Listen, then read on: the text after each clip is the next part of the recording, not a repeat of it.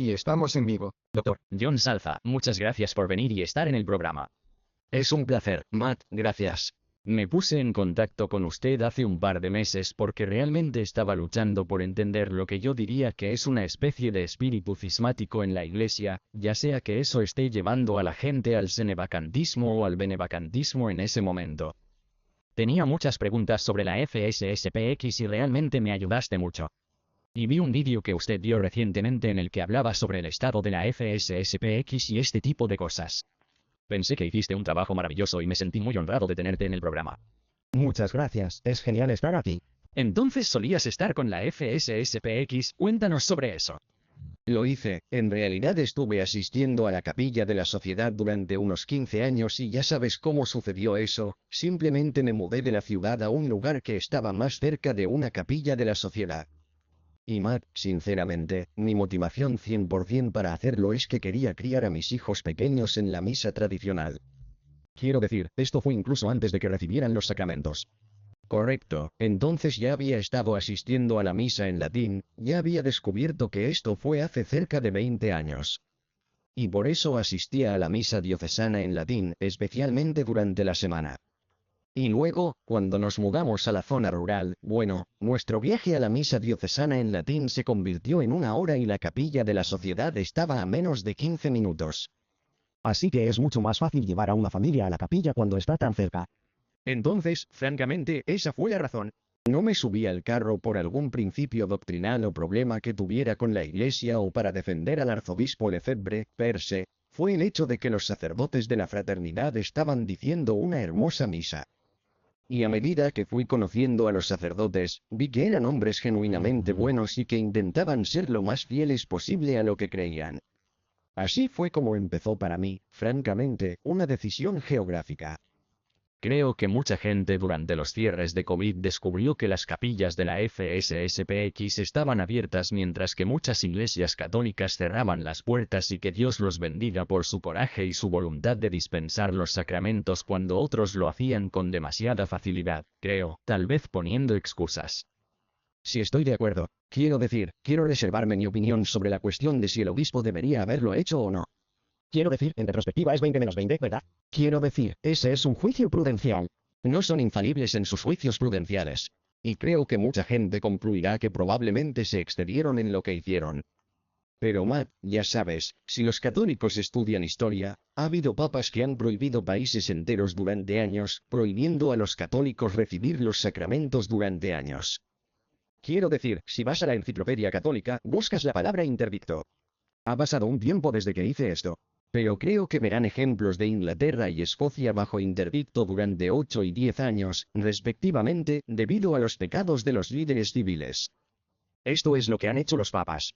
Entonces, ¿sabes qué? No lo pasamos tan mal cuando miras la historia y sabes que tal vez fue un abuso de discreción, quién sabe, pero estas son acciones que los papas anteriores han tomado y por eso vivimos algo de sufrimiento durante ese tiempo, pero ciertamente no es así. Para decir, oye, estoy abandonando el barco, ¿verdad? Quiero decir, tenemos que saber que sufrimos, pero no fue tan malo como lo han hecho otros católicos. ¿Qué te gustó de estar en una capilla de la FSSPX y qué te gustó de las personas que asistieron allí? Fieles, devotos en la misa dominical todos los días.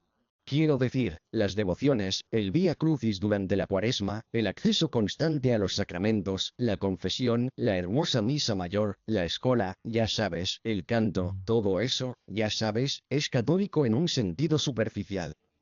Y puedo explicar lo que eso significa. Quiero decir, las apariciones fueron hermosas. Y por supuesto, eso es lo que me atrajo y eso es lo que nos atrajo a todos a la misa tradicional en latín. Ahora bien, la realidad jurídica es otra cuestión, ¿no? Pero solo en términos de las apariencias y soy tan culpable como cualquiera de que, ya sabes, ahora dicen que son mis oponentes. Entiendo de dónde vienen.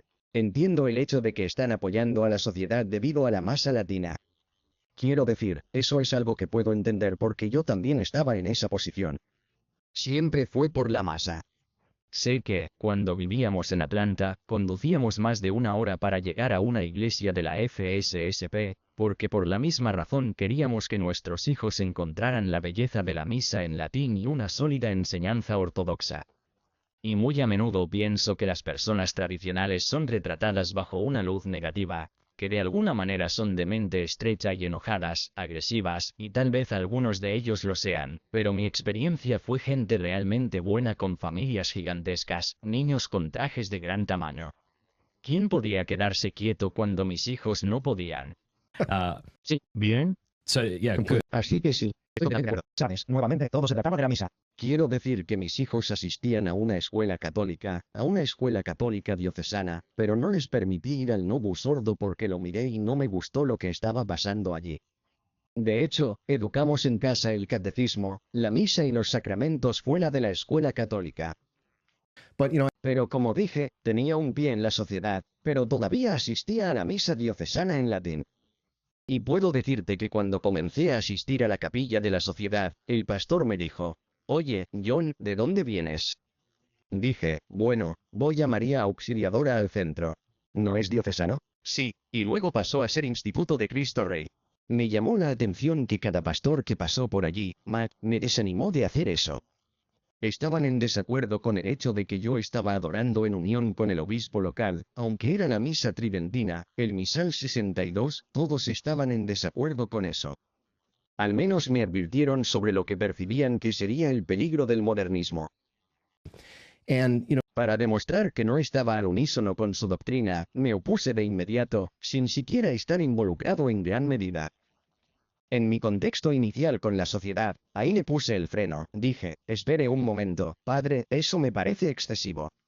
Parece casi una mentalidad cismática. No les gusta escucharlo y luego la conversación se detuvo. Pero te puedo contar mi contacto inicial, eso me preocupó un poco. No fui más allá porque seguí asistiendo a la misa tradicional en latín, pero sentí enseguida que había una resistencia o un rechazo a compartir la comunión con los que llaman católicos del Novus Ordo. Entonces eso fue problemático. Y descubrí que casi todos en la capilla tenían la misma opinión cuando los fui conociendo. Y creo que es por eso que la Iglesia siempre ha advertido que podemos debatir si están en cisma y qué significa eso y cómo lo ve la Iglesia, pero existe esa mentalidad. Y la Iglesia siempre ha advertido que si te pones en ese molino puedes comenzar a absorber esa mentalidad. Puedo decirles que algunas de las personas que ingresan a la sociedad son personas diferentes un año después, donde rechazan completamente el Novus Ordo.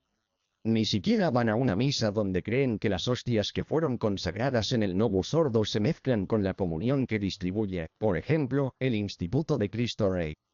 Entonces hay un peligro allí. Y una vez que te sales de ese camino, la cosa empeora. Entonces como decían cosas como, no vayas a la misa del Novus Ordo, o al menos desanimarte tal vez. Esta era la misa en latín a la que iba. Y te estaban disuadiendo de eso. Me estaban disuadiendo de ir a la misa diocesana en latín, sí. ¿Empezaste a investigar más sobre la FSSPX en ese momento? IFE. Había investigado si podía asistir a la misa. Era consciente de que había algunas cuestiones canónicas. Tuve conocimiento de la excomunión del arzobispo Lefebvre. Leí algunos de sus argumentos sobre la necesidad y cómo la necesidad podría haber mitigado, ya sabes, si se incurrió en la censura. Analicé un poco sus argumentos sobre el estado de necesidad. Encontré esta carta de Monseñor Pearl, a la que todo el mundo hace referencia. Y encontré también esa carta, que parecía decir que se puede asistir a una misa de sociedad. Matt, lo que no sabía en ese momento era que, número 1, no podemos confiar en las respuestas del día de Iglesia. Solo están destinados a la persona a quien están destinados. Ya sabes, eso es lo primero. Lo segundo que obtuve fue mi información de los sitios web de la sociedad. Solo estaban publicando esta respuesta. Bajo hechos y circunstancias únicos, a esta persona se le permitió asistir a la misa de la sociedad. Pero no sabía que había otras 10 respuestas del día de Iglesia que prohibían a los católicos asistir a la misa de la sociedad y que declaraban que no cumple con la obligación dominical que decía que no se puede recibir la Sagrada Comunión. No tenía conocimiento de nada de esto. Y entonces, sabes, finalmente hice lo correcto, vergonzosamente, 15 años después al responder la pregunta a mi obispo, que es lo que debería haber hecho desde el principio. Así que desafortunadamente tomé el asunto en mis propias manos. Hice una investigación superficial. Pensé, oye, soy abogado. Puedo encontrar un vacío legal aquí, y si Monseñor Pearl dice esto, voy a aprovecharlo porque solo vivo a 12 minutos de distancia. Ya sabes, y lo dejé así. Entonces mi investigación era bastante superficial en ese momento. Entonces, ¿qué pasó cuando le presentaste algo a tu obispo? Bueno, primero que nada fue un proceso largo. ¿Qué enviaste? Presenté dudas relacionadas con la sociedad de Street, Pío X y su estatus. Y una de las preguntas fue específicamente para mi obispo, el arzobispo Jerome Listecki de la arquidiócesis de Milwaukee, quien también es abogado canónico, si la misa de sociedad satisface la obligación dominical según el canon 1248. Y respondió con un juicio tajante que no. Y entonces, como católico, estoy obligado a someterme a ese juicio. Siempre he dicho esto, Matt, cuando lo hice público, no soy tu autoridad, ¿vale? No te digo que me escuches, ve con tu obispo. Ve a tu obispo. Si tu obispo te permite asistir a misa, entonces creo que puedes ir. Pero hay obispos en todo el país que han prohibido a los católicos asistir a misas de sociedad porque no son considerados iglesias católicas, porque los sacerdotes no tienen facultades para decir misa por varias razones. Y eso es realmente lo que debería haber hecho desde el principio. Pero recibí una sentencia definitiva de mi obispo y estoy obligado a seguirla. Me someto a su autoridad y su jurisdicción. Pero su juicio es consistente con todas las respuestas del Día de Eclesia, aparte de esta respuesta que tenía un patrón de hechos único, así como otras cosas que el Consejo Pontificio, el Día de Eclesia y otras comisiones pontificias lo han dicho. Ha sido completamente consistente. Pero si hay algunos obispos que dicen que sí y otros que dicen que no, ¿no podríamos simplemente concluir que hay demasiada confusión en torno a la FSSPX y por lo tanto no parece haber nada definitivo de arriba hacia abajo y por lo tanto puedo hacer una decisión prudencial por mi cuenta? Es decir, ir a una hermosa misa en latín con enseñanza ortodoxa cuando tal vez mi única otra opción es una misa con piano donde mis hijos no experimenten reverencia. Bien, bueno, no conozco ningún obispo que haya declarado que la misa de la sociedad satisface el precepto eclesiástico de la obligación dominical o el canon 1248. Esa es realmente la pregunta. Si se miran los comentarios al Código de Derecho Canónico a la luz de la tradición canónica, lo que efectivamente dicen es que para satisfacer la obligación dominical, el misil, un misil válido, un misil aprobado, tiene que celebrarse en una iglesia católica. Una iglesia católica sui juris, que significa una iglesia particular, que es una diócesis o una iglesia diocesana. Y entonces la obligación está ligada no solo a la validez del misil sino también a la iglesia misma, Y la razón por la que esto es así es porque los católicos no tienen la obligación de entender cuál es el estado del sacerdote. ¿Está bajo censura? ¿Tiene facultad para decir misa? No tenemos la obligación de hacer ese tipo de investigación. Pero sí tenemos el requisito básico o la diligencia de saber si esa iglesia está en unión con el obispo local. Verás, entonces, la obligación de la misa en términos de satisfacer ese precepto siempre ha estado ligada a si la iglesia está en comunión con el obispo local. Está bien, por supuesto que necesitas un sacerdote válidamente ordenado y necesitas celebrar un misal litúrgico aprobado, pero es la iglesia y eso es consistente si te remontas incluso al código 1917, el canon era 1249 bajo ese código. Y ese canon en realidad señalaba lugares específicos donde se podía celebrar la misa, y no todos los lugares aprobados por el obispo diocesano eran elegibles para cumplir con el precepto de la obligación dominical. Entonces, si miras el código 83 e intentas armonizarlo con el código 17 y la tradición canónica anterior, te dice que el precepto siempre está ligado a si la misa es verdaderamente una iglesia católica. Y el Pontificio Consejo para la Interpretación de los Textos Legislativos y la Eclesia de ella han dicho que la Sociedad de San Pedro Pío X no es una iglesia católica. No se considera una iglesia sui juris, una iglesia diocesana como parte de la estructura diocesana. Verás, de hecho, la Sociedad de Street Pío X ni siquiera es realmente una persona jurídica según el derecho canónico. Fue suprimido en 1975, y en ese momento fue borrado del mapa canónico de la Iglesia, incluso si estaba allí para empezar, esa es otra cuestión, pero en realidad es un conglomerado de sacerdotes céfalos que significa sin cabeza con lo cual significa sin obispos con jurisdicción ordinaria están celebrando misiles legítimos de 1962 pero estas misas no se están celebrando en las iglesias católicas. Y por cierto, los sacerdotes tampoco tienen la facultad de decir misa. La facultad de decir misa viene cuando el sacerdote está lo que se llama encarnado. Está en Canon 265. 5. Um, La ordenación de un sacerdote le otorga poderes o capacidades ontológicas para celebrar los sacramentos, para confeccionar la Eucaristía, pero no le da ningún derecho a hacerlo. Necesita estar bajo un obispo o dependiente de un obispo. Necesita encarnarse para poder desplegar su misión ante el público. Y entonces este es otro problema. El hecho de que los sacerdotes de la sociedad no estén encarnados bajo un obispo significa que ni siquiera tienen la facultad de decir misa. Ahora, solo digo lo que la Iglesia ha dicho. No estoy juzgando la forma interna de nadie y quiero ser claro al respecto. Pero lo que la Iglesia siempre ha dicho es que si un sacerdote no tiene la facultad de decir misa, esa misa es ilícita.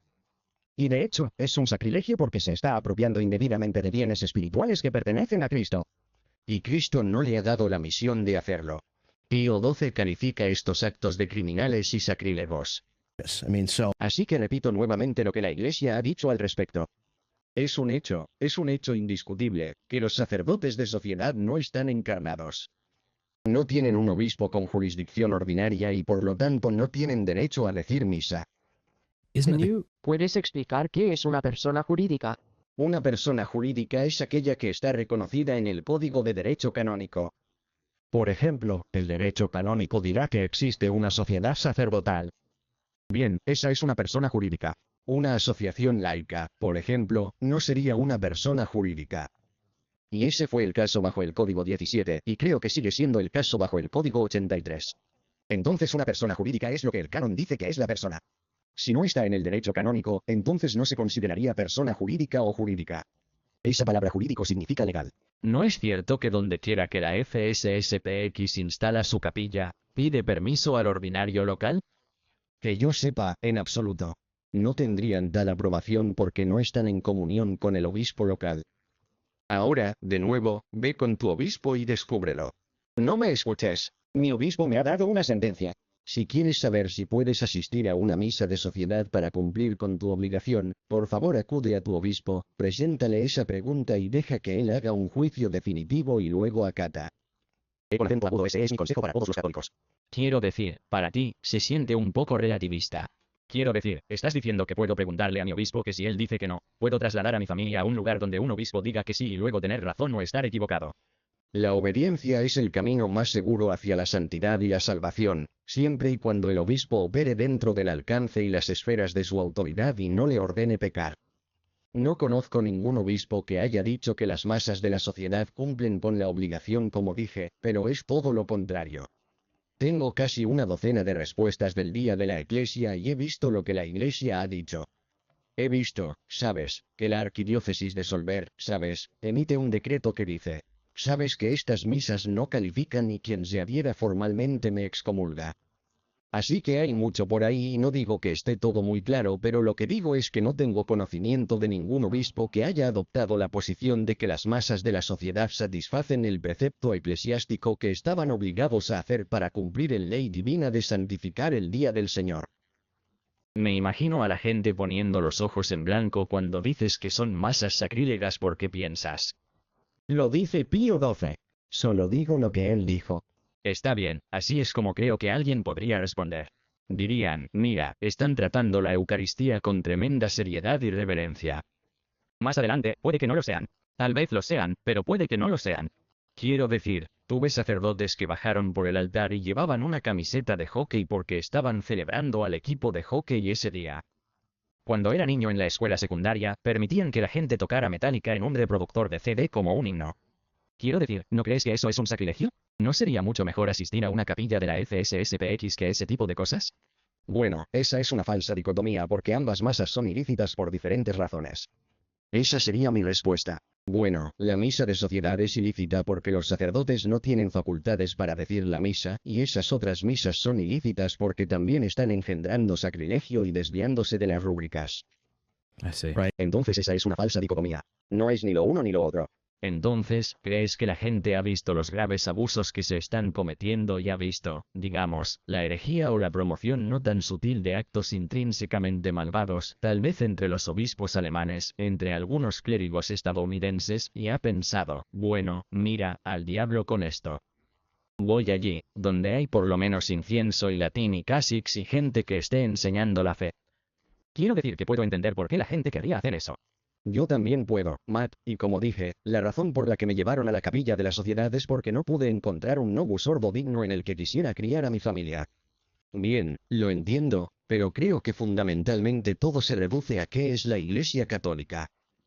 Mira, aquí es donde creo que hay un error en lo que he llamado eclesiología. Sabes, cuando escribimos el libro Papa Verdadero o Falso, eso fue hace 7 años, ya sabes, la base de nuestra refutación del sedericantismo y lo que llamamos otros errores modernos fue que los tradicionalistas extremos, creo, han perdido de vista lo que la Iglesia Católica realmente lo es. Solo diga un segundo, ¿escribió este libro como miembro de la FSSPX mientras asistía? Sé que dijiste que entraste con el pie por la puerta. Quiero decir que no era miembro porque no soy sacerdote, pero sí estaba en la sociedad y de hecho la sociedad respaldó el libro. Veo. Sí, respaldaron el libro. Creo que todos podemos identificarnos con lo que estás describiendo, Matt, porque nos atraen las apariencias, pero lo que dije es que hay una distinción entre lo que parece ser católico y lo que es católico en la realidad legal. Okay.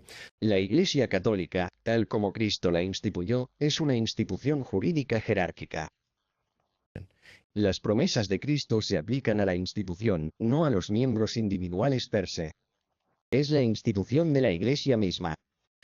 And Creo, como he visto esto y creo que otros están llegando a verlo también, es que la era de la eclesiología se centra en lo que veo, lo que parece ser católico y cómo me hace sentir.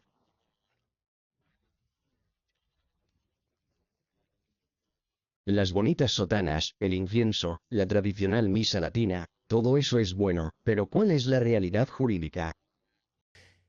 Están diciendo que esto es católico sin importar si lo celebra en una iglesia católica un sacerdote con misión canónica de un obispo con jurisdicción ordinaria, sin importar si el sacerdote está incardinado, sin importar si el sacerdote tiene facultades para decir la masa.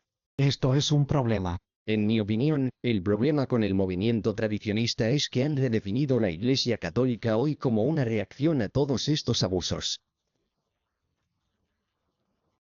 Como reacción a todos estos abusos, está bien, comprendan la fuente, como reacción a todos estos abusos, porque ven estos abusos dentro de la estructura jerárquica de la Iglesia, dan un paso atrás y dicen, ¿saben lo que es verdaderamente la Iglesia Católica? Solo aquellos que profesar la verdadera fe. Y al profesar la verdadera fe, ¿qué quieren decir con eso, Matt? Se refieren a aquellos que van a la misa tradicional y rechazan el Vaticano II y la nueva misa. Así que casi han redefinido la Iglesia como este cuerpo espiritual de verdaderos creyentes que profesan la fe verdadera, nuevamente sin importar si el ministro es parte de la estructura jurídica de la Iglesia y ha sido enviado legalmente por la autoridad de la Iglesia. Esto es un problema. Aquí es donde la goma se encuentra con el camino. Y realmente esto es un error del modernismo en un sentido de inminencia justo donde estoy. Baso mi decisión en lo que es verdad, en cómo me siento y en lo que parezco ser el caso, pero no en la realidad legal de la situación. Esto es lo que es tan peligroso porque esto es exactamente lo que dijeron los protestantes. Tengo varios libros sobre los protestantes y decían lo mismo, que los romanos perdieron la fe, ya sabes, todo el clero es corrupto. Sostenemos la fe verdadera, y las promesas de Cristo solo se aplican a los verdaderos creyentes que poseen la fe verdadera. Esa no es eclesiología católica. Ya sabes, la Iglesia Católica es la Iglesia de Roma y todas las iglesias y diócesis particulares que están ilegalmente unidas a ella. Esa es la Iglesia Católica Romana. Y creo que aquí es donde entra en juego el error. Porque están emitiendo un juicio sobre la verdad basándose únicamente en las apariencias y no en la realidad jurídica. ¿Existe algún catecismo de la FSSPX? ¿Existe algún lugar al que pueda acudir para obtener la respuesta oficial de una enseñanza de la FSSPX? Porque sé que cuando te conectas a Internet, escuchas a ciertas personas de la FSSPX y dicen muchas de estas cosas. Y a menudo me pregunto, ¿representan a la FSSPX? ¿Hay alguna manera de saber exactamente qué enseñan? Porque he ido a su canal de YouTube y los he visto decir, no vayas a una misa del Novus Sordo si la memoria no me falla. Y eso me sorprendió bastante. But could Pero, ¿podría alguien que vaya a una capilla de la FSSPX señalar eso y decir, está bien, no somos todos? ¿Esa es solo esta persona o aquella persona? Bueno, si vas a una capilla de sociedad, promoverán los escritos del arzobispo Lefebvre. Quiero decir, tengo todos sus libros, ¿verdad? Así que los leí todos y entendí lo que él enseñó y lo que enseña el seminario. Y si quieres saber qué enseña la sociedad, acaban de hacer un podcast de una serie de crisis. He escuchado a todos esos. Tienen muy claro lo que enseñan en términos de doctrina. Y sabes, lo que he descubierto, Matt, es que muchas veces el sacerdote de sociedad articula una doctrina bellamente, quiero decir correctamente, pero luego no comprende cómo su posición es inconsistente con esa profesión. Por ejemplo, te daré un ejemplo. En la serie de podcast de Crisis, no nombraré al sacerdote en particular porque la mayoría dijo esto, profesarán que la Iglesia Católica Romana es una estructura jurídica jerárquica y que uno debe estar unido a la estructura de la Iglesia, tanto en fe, adoración y gobierno, del hecho, ser miembro de la Iglesia Católica Romana. Eso es absolutamente correcto. Pero no son parte de esa estructura. No son parte de esto. Entonces, ¿cómo concilian su enunciación precisa de la doctrina con el hecho de que no son parte de ella? Sabes, hay una desconexión entre lo que he llamado el intelecto especulativo, cierto, que es la profesión de la verdadera doctrina, que ellos articulan, y el aspecto práctico, que no son parte de ella. Y lo que terminan haciendo es básicamente atribuirlo al misterio. Simplemente dicen, bueno, es un misterio cómo está funcionando todo esto. Y al final del día, dicen, pero estamos con el arzobispo Lefebvre. Mire todas esas series de podcast sobre crisis. Esto es muy singular en la forma en que lo abordan.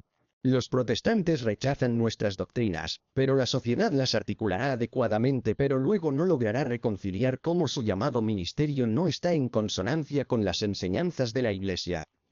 Y entonces regresan al misterio y se esconden detrás del arzobispo Lefebvre. Y lo que encontramos con estos sacerdotes de sociedad es que es casi como si el arzobispo Lefebvre se convirtiera en su regla de fe, donde en última instancia remiten a Lefebvre en lugar del magisterio. Esto es lo que he encontrado. Sí, sé que la FSSPX que conozco me dirá, no estamos en el SISM. Y yo digo, oh, está bien. Y luego escucho las cosas que publican, y parecen indicar muy claramente que así es. Puede que no salgan y digan eso exactamente, pero al decir que realmente no deberías asistir a la iglesia de Nova Soda, es como, está bien, así que supongo que es todo lo contrario. Sí, Es lo contrario. Bueno, mira, la gente es nueva en esta discusión, al menos algunas personas, aunque hayas estado estudiando esto durante años.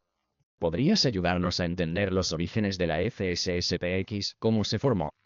Ciertamente. Monseñor Lefebvre tenía muy buenas intenciones. Esto fue a finales de los años 60 y, ya sabes, nos lleva a 1970, cuando varios seminaristas en Suiza se acercaron a él y querían formarse en los antiguos ritos. Y esto fue algo muy loable. El arzobispo Lefebvre vio con razón los abusos que se estaban produciendo, tanto en la doctrina como en la liturgia. Y él era un arzobispo retirado, y le reconozco lo que le corresponde. Fue un gran misionero en África. Era superior de los padres del Espíritu Santo. Podemos darle lo que le corresponde. Tuvo un buen lugar en la iglesia hasta cierto punto. Y nuevamente, esto empezó bien. Entonces, la sociedad fue realmente erigida legalmente por el obispo local. El nombre del obispo era Obispo Charlier. Creo que fue noviembre de 1970. Es interesante, Matt, notar que la sociedad fue erigida bajo el Código de Derecho Canónico de 1917 como lo que se llama una unión piadosa. Y una unión piadosa, dicen todos los canonistas, es una asociación laica. No era una sociedad sacerdotal per se. Fue fundada como una asociación laica. ¿Por qué? Porque el arzobispo Lefebvre estaba formando sacerdotes laicos. Y si lees el decreto del obispo Chariot, dice que esto se erigía como una unión piadosa. Si lees los estatutos de la sociedad, dice que fue erigida como una unión piadosa, una asociación laica, y dependía completamente del obispo local. Que el arzobispo Lefebvre iba a formar sacerdotes a estos seminaristas. Entonces iban a ser ordenados para la diócesis. y otras diócesis que estaban dispuestas a acoger a estos sacerdotes recién ordenados que preservarían los ritos tradicionales. Quiero decir, eso fue algo hermoso. La sociedad fue fundada como lo que se llama una sociedad ad experimentum, lo que significa que tenía una base temporal. Tenía una vida útil canónica de 6 años. Y así, cuando la sociedad argumenta que tenía derecho a existir más allá de eso y que fueron perseguidos injustamente, la realidad es que el arzobispo Lefebvre acordó con el obispo probar esto durante un período experimental, un período provisional de 6 años, después del cual, si el obispo quisiera renovarlo, podría hacerlo. Y luego pasarían otros 6 años y luego podrían obtener potencialmente un derecho pontificio donde posiblemente serían una prelatura personal o una iglesia per se donde podrían ocurrir encarnaciones. Eso nunca ocurrió. Pero es importante señalar que se trataba de una asociación laica de laicos dirigida por un arzobispo retirado que no tenía jurisdicción ordinaria. No dirigió una diócesis. No tenía derecho a ordenar a estos seminaristas. No eran súbditos de Lefebvre. Eran súbditos del obispo local. Se trataba de una base provisional, temporal, experimental, que no tenía derecho a existir más allá de los 6 años. Ahora míralo, ¿vale? Ahora es una organización mundial. Es decir, todo esto es completamente contrario a sus estatutos y fundamento originales. Pero quiero decir, así es como se fundó originalmente. Fue legalmente erigida bajo el Código 17 como una unión piadosa. Hablo más de Lefebvre porque escucho cosas diferentes sobre él. Algunos dicen que firmó los documentos del Concilio Vaticano II. Eso es correcto, ¿no? Sí, lo es. Y dijo la misa nueva durante unos años. Entonces firmó los 16 documentos del Vaticano II y dijo la nueva misa. Como dije, creo que todo esto empezó bien. Él tenía buenas intenciones y queríamos formar a estos sacerdotes y la Iglesia le estaba permitiendo formar a estos seminaristas en los ritos antiguos, si lo piensas bien. Aunque con toda la experimentación en marcha y el hecho de que el misil 69 ya había salido, Pablo VI todavía le permitía formar sacerdotes. El problema fue, y creo que aquí es donde entró en juego la imprudencia de Lefebvre. Se puso una diana en la espalda porque había algunos visitantes apostólicos que hicieron algunos comentarios que no le gustaron y empezó a ver los abusos que se estaban dando por ahí y ciertamente tenía afirmaciones legítimas de que había abusos y demás. Pero, en mi opinión, reaccionó de forma exagerada porque emitió una declaración a finales de 1974 que realmente preocupó a las autoridades romanas, en la que decía, miren, ya saben, no voy a someterme a la Roma neoprotestante y neomodernista. Solo voy a adherir a la Roma magisterial al magisterio de todos los tiempos y no al magisterio actual. Y continuó diciendo cosas aún peores, llamando anticristos a los papas, que perdieron la fe, a los romanos, absolutamente. La sociedad tiene todas las citas de Lefebvre en su sitio web. Así que tenemos una situación en la que empezó bien, pero creo que Lefebvre se salió del camino. Creo que reaccionó exageradamente. Pensó que podría asumir esta carga sobre sí mismo. No necesitaba la iglesia institucional para hacerlo. Lo iba a hacer solo. Y es desafortunado porque después de que emitió esta declaración, que nuevamente fue una reacción completamente exagerada a la crisis, después de todo, el Vaticano le permitió formar a estos hombres en las viejas derechas. ¿Por qué hacer ruido en la jaula? ¿Por qué ponerte una diana en la espalda? Le pidieron que se retractara de su declaración o al menos que la modificara. Y sabes, él no lo haría. ¿Y qué declaración fue esta? Esta fue llamada su declaración de 1974. Creo que es el 21 de noviembre de 1974. Es una declaración popular, que en cierto modo inició el cisma, por así decirlo. Fue en ese momento donde Lefebvre realmente dijo, no me voy a someter a todas estas reformas porque dice que hay un nuevo sacerdocio, hay un nuevo catecismo, hay una nueva misa, hay una nueva doctrina. Bueno, vale, ¿dónde está aquí la docilidad al magisterio, verdad? Quiero decir, incluso en la correspondencia que Pablo VI tuvo con Lefebvre, Pablo VI señala lo que él llama, cito, la eclesiología deformada de Lefebvre. Pablo VI conocía la base de los errores de Lefebvre. Tenía un malentendido de lo que era la iglesia. Aquí Lefebvre hace una declaración diciendo que hay una iglesia conciliar, una iglesia nueva, una iglesia neoprotestante y una iglesia católica. Bueno, eso es imposible. Solo hay una iglesia. Bueno, Y él, ya sabes, se negó a modificar o retractarse de esa declaración. Y llegó un punto en el que el obispo local, que entonces era el sucesor de Sherry, el obispo Mami, trató de suprimir la sociedad. Bueno, dice, ya saben, ustedes han existido durante 5 años. Creo que esto se está descarrilando. No creo que esto esté funcionando. El obispo Mami apeló a la Santa Sede para que suprimiera la sociedad. Y la Santa Sede de hecho dijo, puedes hacerlo tú mismo porque esto es solo una unión piadosa. No es una sociedad sacerdotal.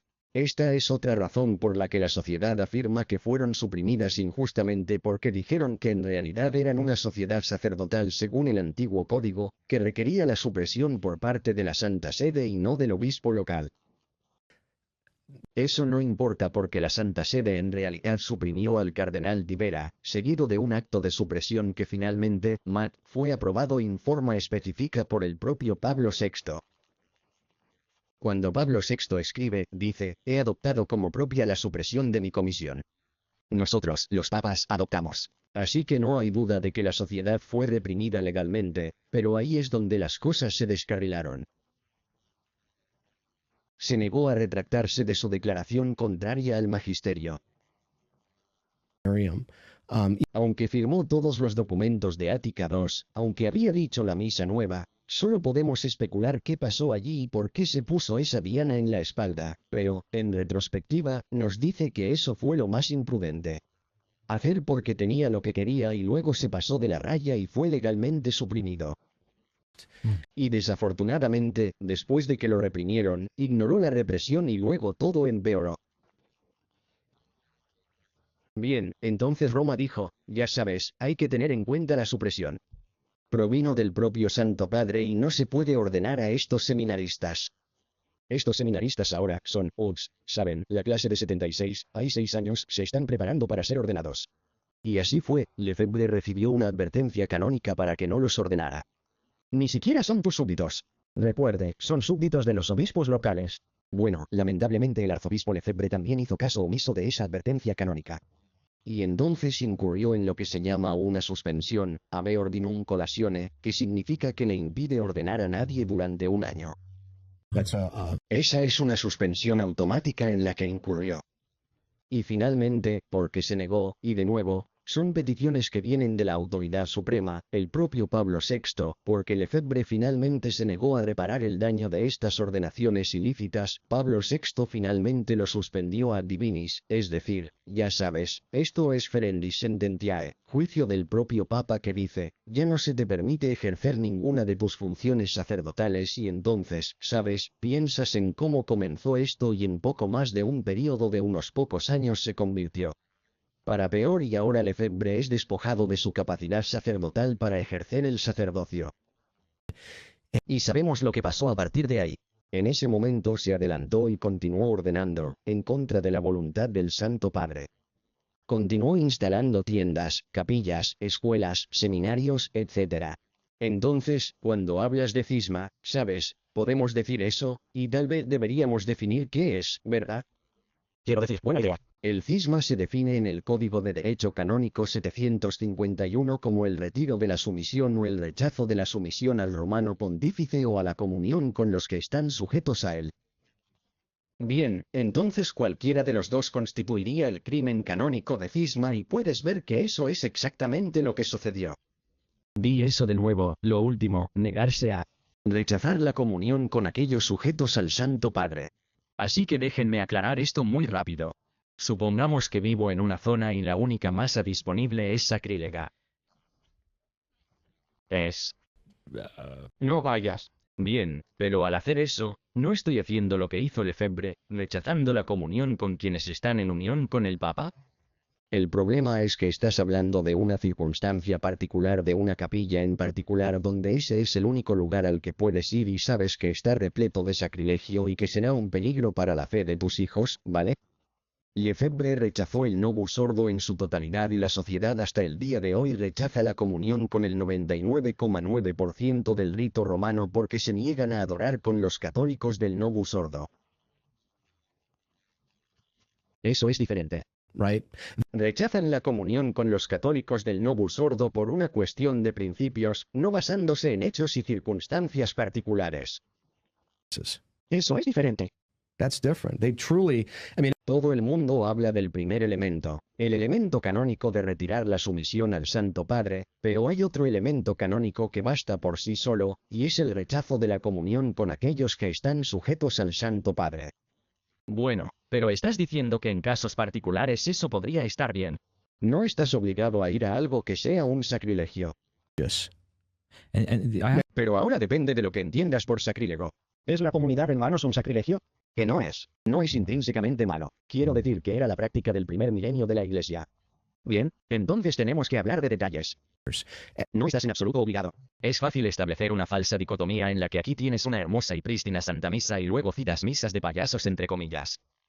Y piensas, nunca he visto un payaso en una misa. Estoy seguro de que eso sucede y que Dios tenga misericordia del sacerdote que permite que eso suceda. Estoy seguro de que hay abusos en diversos grados. Pero cuando Lefebvre estaba haciendo todo esto, ¿eran las cosas aún peores que ahora?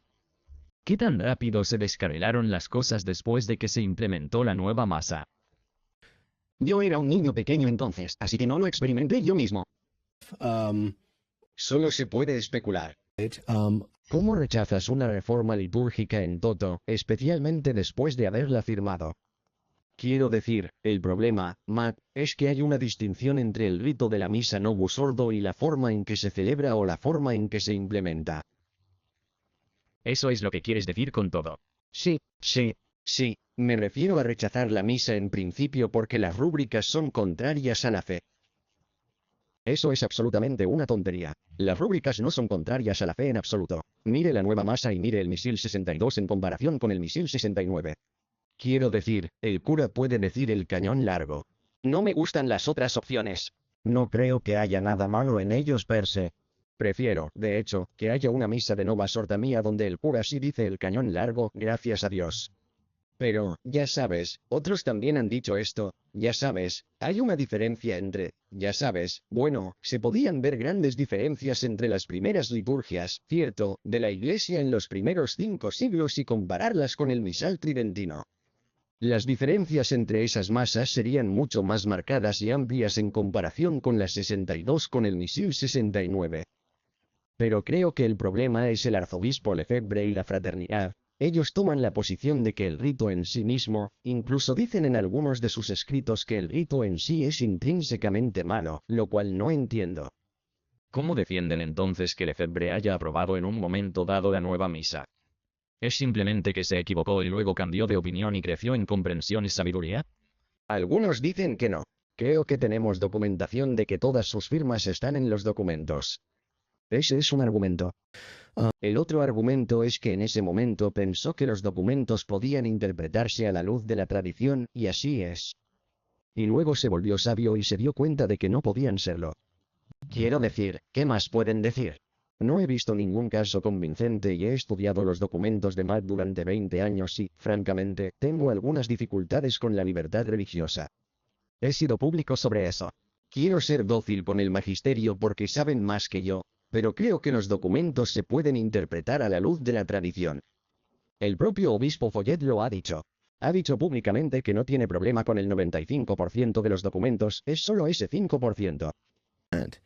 Y cuando a la sociedad se le ha puesto desde Roma la condición, como en el año 22, de aceptar simplemente los documentos a la luz de la tradición y aceptar el hecho de que Pablo VI promulgó la nueva misa. ¿Qué está mal con eso? ¿Qué hay de malo con eso? Esas son condiciones que creo que deberían haber aceptado. Y entonces podrían hacerlo mucho mejor. Esto es realmente útil porque creo que mucha gente piensa que si no fuera por la desobediencia de Lefebvre no tendríamos la misa en latín.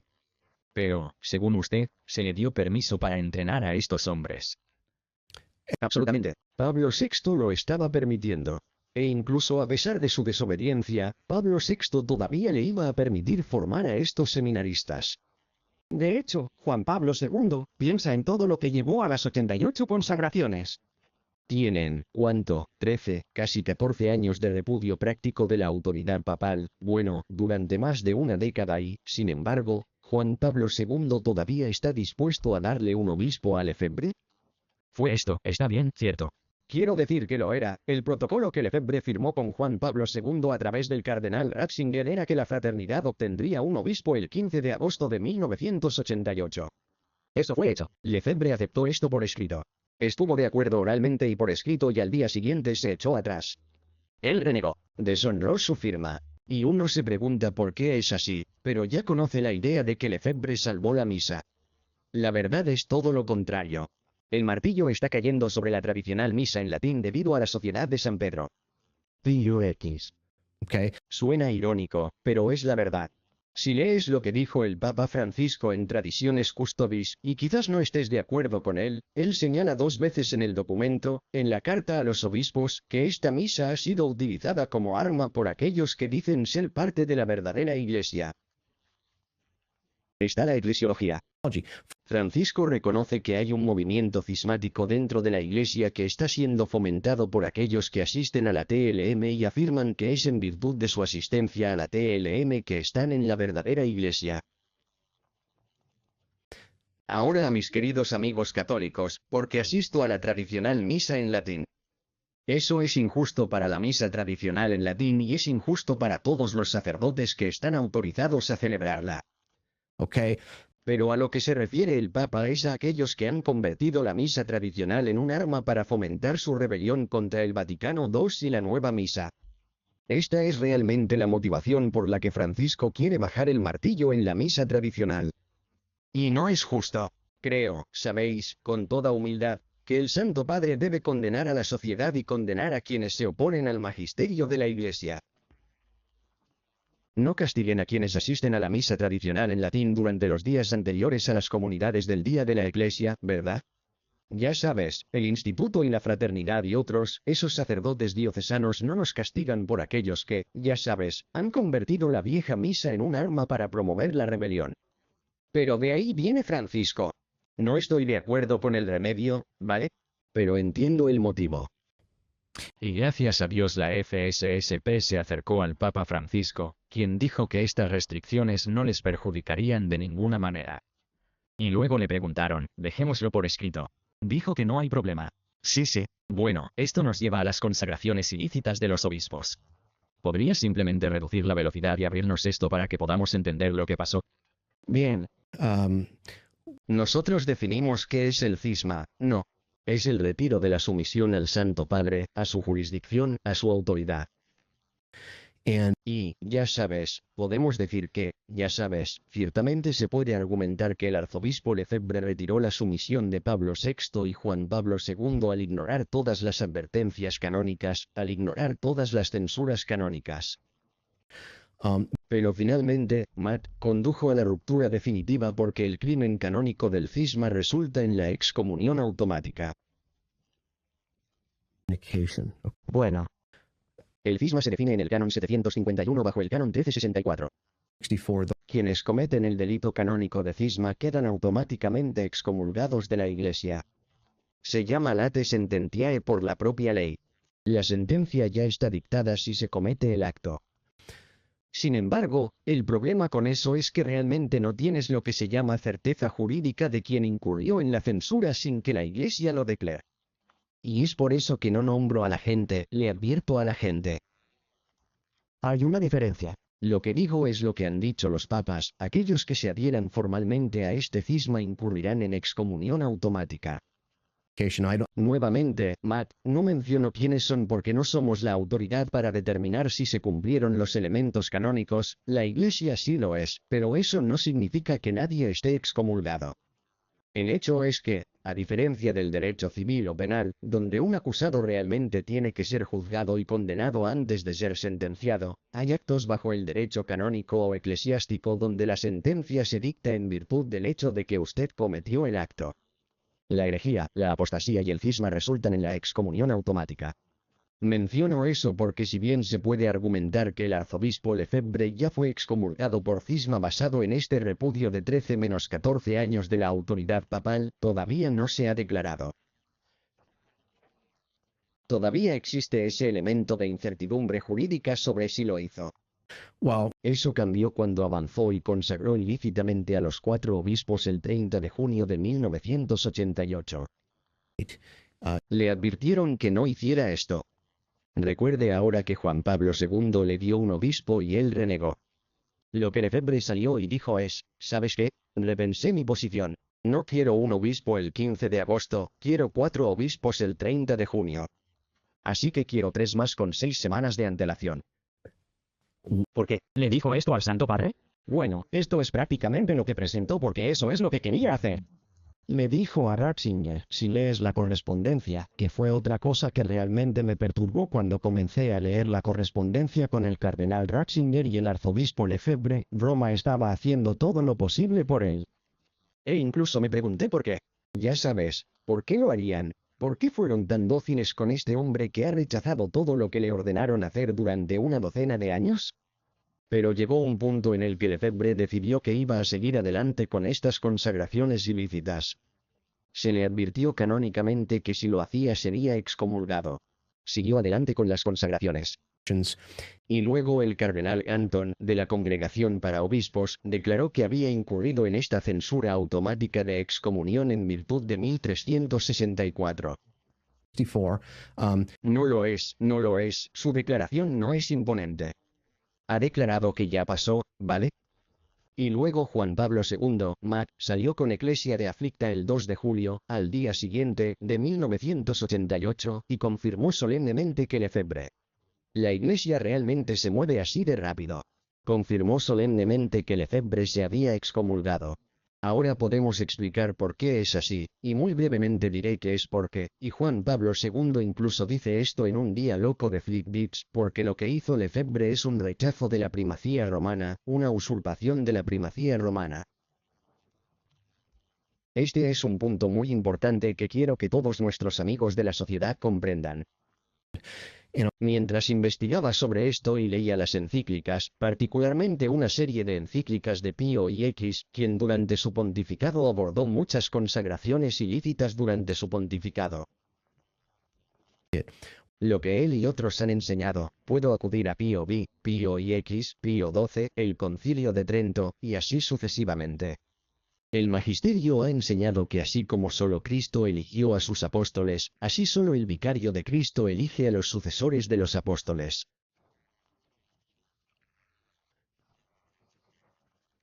Verás, así como solo Cristo envía a los apóstoles, así solo el vicario de Cristo envía a los apóstoles. Es un derecho del primado romano, del romano pontífice que ejerce el oficio del primado. Es su único y exclusivo derecho seleccionar, consagrar y enviar obispos. Esa es una cuestión de ley divina. Cuando se consagra a un obispo contrariamente a la voluntad del Santo Padre, se está usurpando un derecho del primado romano. Verás, Pío V, dice Pío X, Cristo mismo le dio este derecho a Pedro, al oficio de Pedro. Este es un derecho que Cristo mismo confiere al oficio del primado. Así de serio es esto, ya ves. Esta fue una debilidad en el argumento de Michael Davis, que en paz descanse, ¿verdad? Fue un apologista de la sociedad.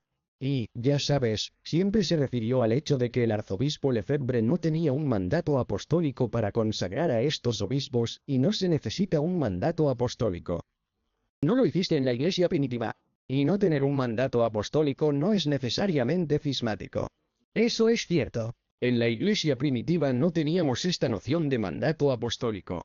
Muchas veces, especialmente en Oriente, los obispos eran simplemente consagrados, siempre con la aprobación tácita del Papa, nunca en contra de la voluntad del Papa.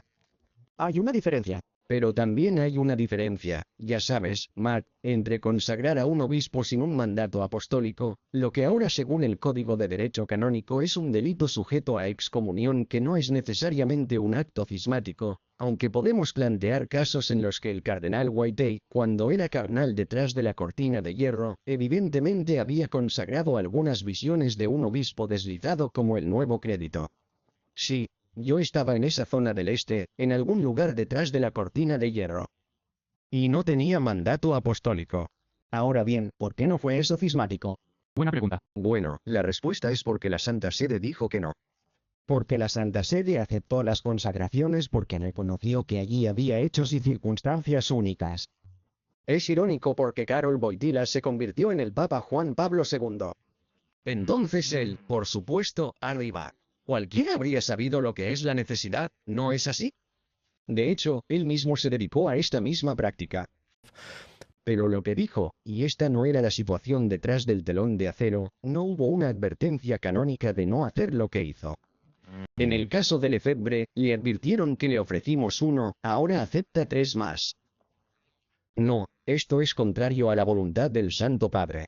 Si se hace esto, es por eso que Ecclesia de Afflicta dice en uno de los párrafos, esto constituye un rechazo del primado romano. Bueno, ahora bien, aquí no estamos hablando de derecho eclesiástico o humano. Esto es lo que es tan importante, Matt. Como dije, esto es una cuestión de ley divina. No puedes evitar esto. Solo el Papa tiene el derecho de seleccionar, consagrar y enviar obispos. Por supuesto, delega el acto de consagración episcopal en los obispos. Eso es algo que él puede delegar y, a menudo, delega en otros obispos. Pero no tienen derecho a hacerlo en contra de su voluntad. Es el Papa quien decide quién va a entrar en el colegio episcopal porque él es el director. Verá, un obispo no puede ingresar al colegio de obispos contra la voluntad del director del colegio. Es absurdo. It's absurd. Esta es la Iglesia. Esta es la Iglesia que Cristo fundó.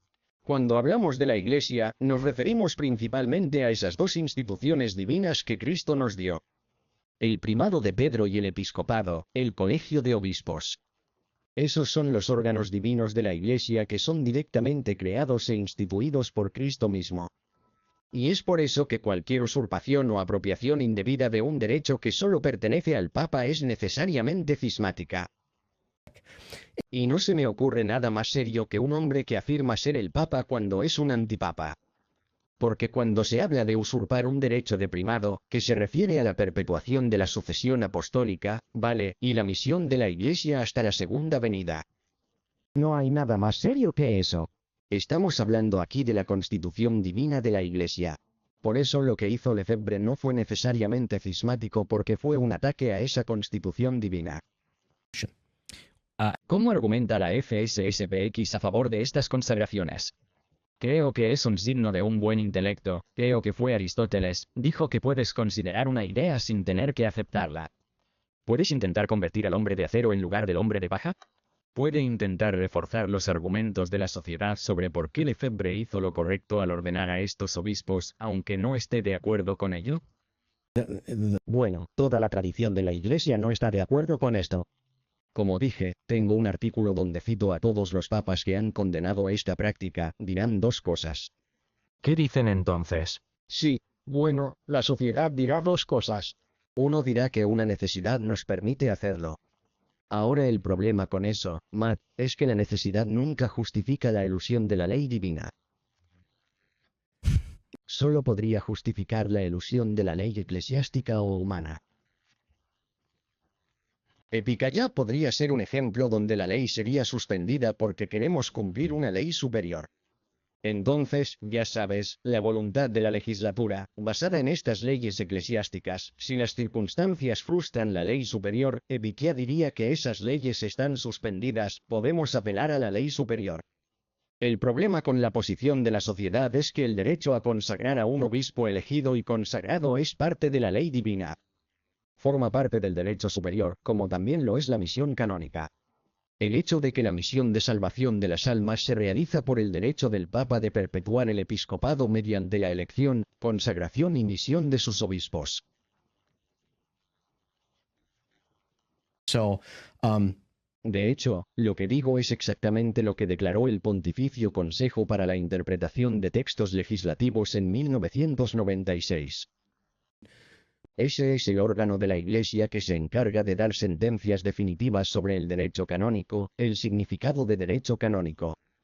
Y el PCILT dijo específicamente que la necesidad nunca justifica la consagración de un obispo en contra de la voluntad del Santo Padre. Contrariamente a la voluntad del Santo Padre. Es imposible. Entonces, ¿crees que Lefebvre esperaba que Juan Pablo II las hubiera reconocido después como consagraciones legítimas? No pudo haberlo hecho porque le advirtieron de antemano que si lo hacía sería excomulgado. Bien, entonces ¿qué pasa después? ¿Qué pasa con Lefebvre y estos otros obispos? Bueno, entonces se declaró que habían incurrido en la censura automática de excomunión tardía sentenciada al cometer un acto cismático. El acto cismático, como dije, fue este rechazo de la primacía, esta usurpación de un derecho que solo tienen Pedro y sus sucesores, y luego Juan Pablo II dijo que no solo fue un acto cismático, sino que la sociedad está en cisma y cualquiera que se adhiera formalmente al cisma es excomulgado. Ahora sabes que creo que hay una distinción que debemos hacer entre la FSSPX y el pueblo, ¿verdad? Porque la sociedad es una organización exenta de impuestos, como quiera llamarla. O sea, no se puede excomulgar, pero el pueblo sí. Las personas están sujetas a la censura de excomunión, no la sociedad per se. Sin embargo, los papas han usado la palabra cisma para aplicarla a la sociedad porque es un movimiento. Recuerde que dije que técnicamente no es una persona jurídica según el derecho canónico porque fue suprimida. No existe. Es solo un conglomerado de sacerdotes acéfalos.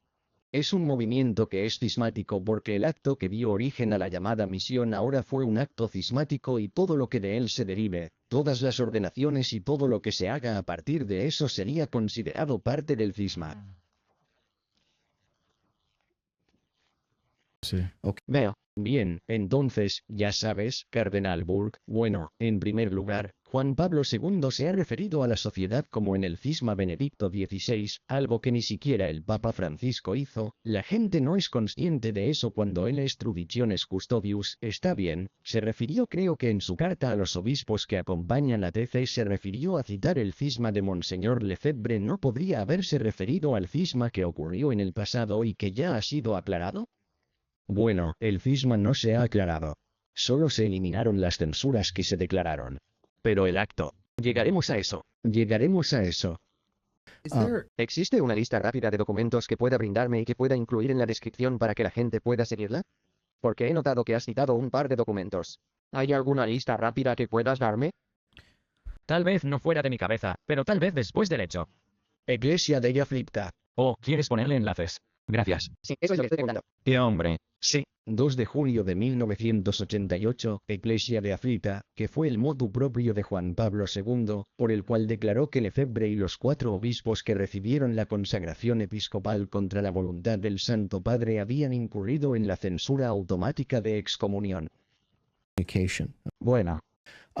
Y luego, cuando estábamos entrando en Matt, hay una distinción entre el movimiento, que es claramente cismático como han dicho todos los papas, como ha dicho el cardenal Burke, como ha dicho el cardenal Mueller, el cardenal Ratzinger y demás, y el personas que se adhieren al movimiento. Entonces, ya sabes, esa distinción es que las personas están sujetas a censura. Entonces, en mi opinión, sabemos que Benedicto ha levantado la censura de excomunión a los 4 obispos. Bueno, ¿qué significa eso? ¿Cómo pudo hacer eso? Estaban fallecidos en ese momento, ¿verdad? No, todos siguen vivos. No, me refiero a Lefebvre. Oh, bueno, no se lo levantó a Lefebvre. Mencionó a los 4 obispos. Veo. Cierto, Lefebvre había fallecido, pero mencionó a los 4 obispos. Bueno, si lees el decreto que levanta la censura de excomunión, está claro que el Papa Benedicto lo hizo porque dice que quería, cito, alcanzar rápidamente la plena comunión con la Iglesia. Debido a que los 4 obispos estaban bajo una censura declarada, sabemos que sucedió automáticamente, pero cuando la Iglesia entra y realmente lo declara, eso se considera un obstáculo jurídico hacia la comunión. Si la censura no fue declarada, digamos que usted o yo, ya sabe, Dios no lo quiera, incurrimos en la censura de excomunión, pero la Iglesia no la declaró. Todo lo que tendríamos que hacer es acudir a un confesor que tuviera la facultad de absolver y levantar la censura y estaríamos de nuevo dentro. Veáis, cuando se declara la censura, eso supone un impedimento jurídico adicional para la plena comunión. Entonces Benedicto dice, voy a eliminar el impedimento, está bien, eso impide la plena comunión para que puedas alcanzar rápidamente la plena comunión. ¿Y luego qué pasó después de que levantó la censura? Recuerde, fue entonces cuando los teólogos de la sociedad entraron y tuvieron estos debates con los teólogos romanos sobre las diversas cuestiones doctrinales que necesitaban resolver. ¿Y adivina qué pasó? No se resolvió nada. La sociedad salió al final de eso exactamente en la misma posición que estaban en 1988 y que estaban en 2009 y que estaban en 22 y que estaban en 23 aparte de los delegados. Facultades de concesión de las que podemos hablar. Pero la sociedad, dadas todas estas propuestas, no ha cambiado su posición en absoluto. De hecho, al final de esto, Matt, en el 22, creo que era el 15 de abril del 22, se les dio un protocolo. A Mons Follett se le entregó un protocolo. Lo mencionamos, ¿verdad? Excepto que la nueva misa fue al menos legítimamente promulgada por el Santo Padre y que los documentos del concilio son de un verdadero concilio ecuménico y pueden interpretarse con la tradición, la sociedad rechazó esas condiciones razonables, que creo que los habrían llevado a la comunidad.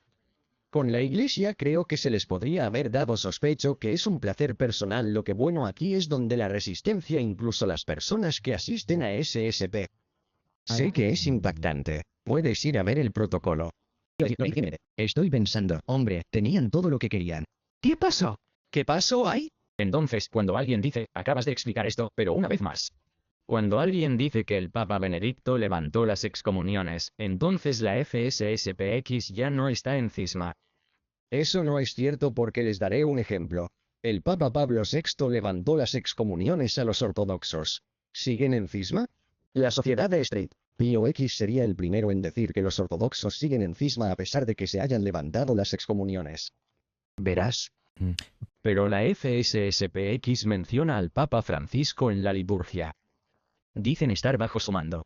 Los ortodoxos no. Claramente, si quieres decir que no están en comunión, claramente están más en comunión que, si se puede estar más en comunión que los ortodoxos.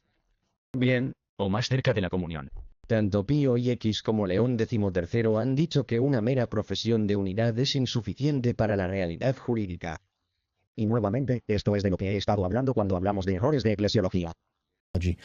El hecho de que mencionen al Papa Francisco en el canon no significa que estén en comunión con la Iglesia Católica Romana y unidos jurídicamente a ella en la fe, el culto y el gobierno. Y puedo probarlo señalando, Matt, a los viejos católicos, la antigua Confederación Católica. Búscalo en línea. Para los de casa, ¿quiénes son? Cuando hicieron ellos. Se separaron de la Iglesia después del Vaticano y porque no les gustaba la definición de infalibilidad papal. Entonces tienen su propio cisma y sus propias ordenaciones ilícitas y todavía existen hoy. Y tenía mucha curiosidad por ver una antigua misa católica porque quería saber si mencionarían a Francisco en el canon. Ellas hacen. Y la FSSPX estaría de acuerdo en que están en cisma. Por eso, mencionar al Papa Francisco en una santa misa no es suficiente.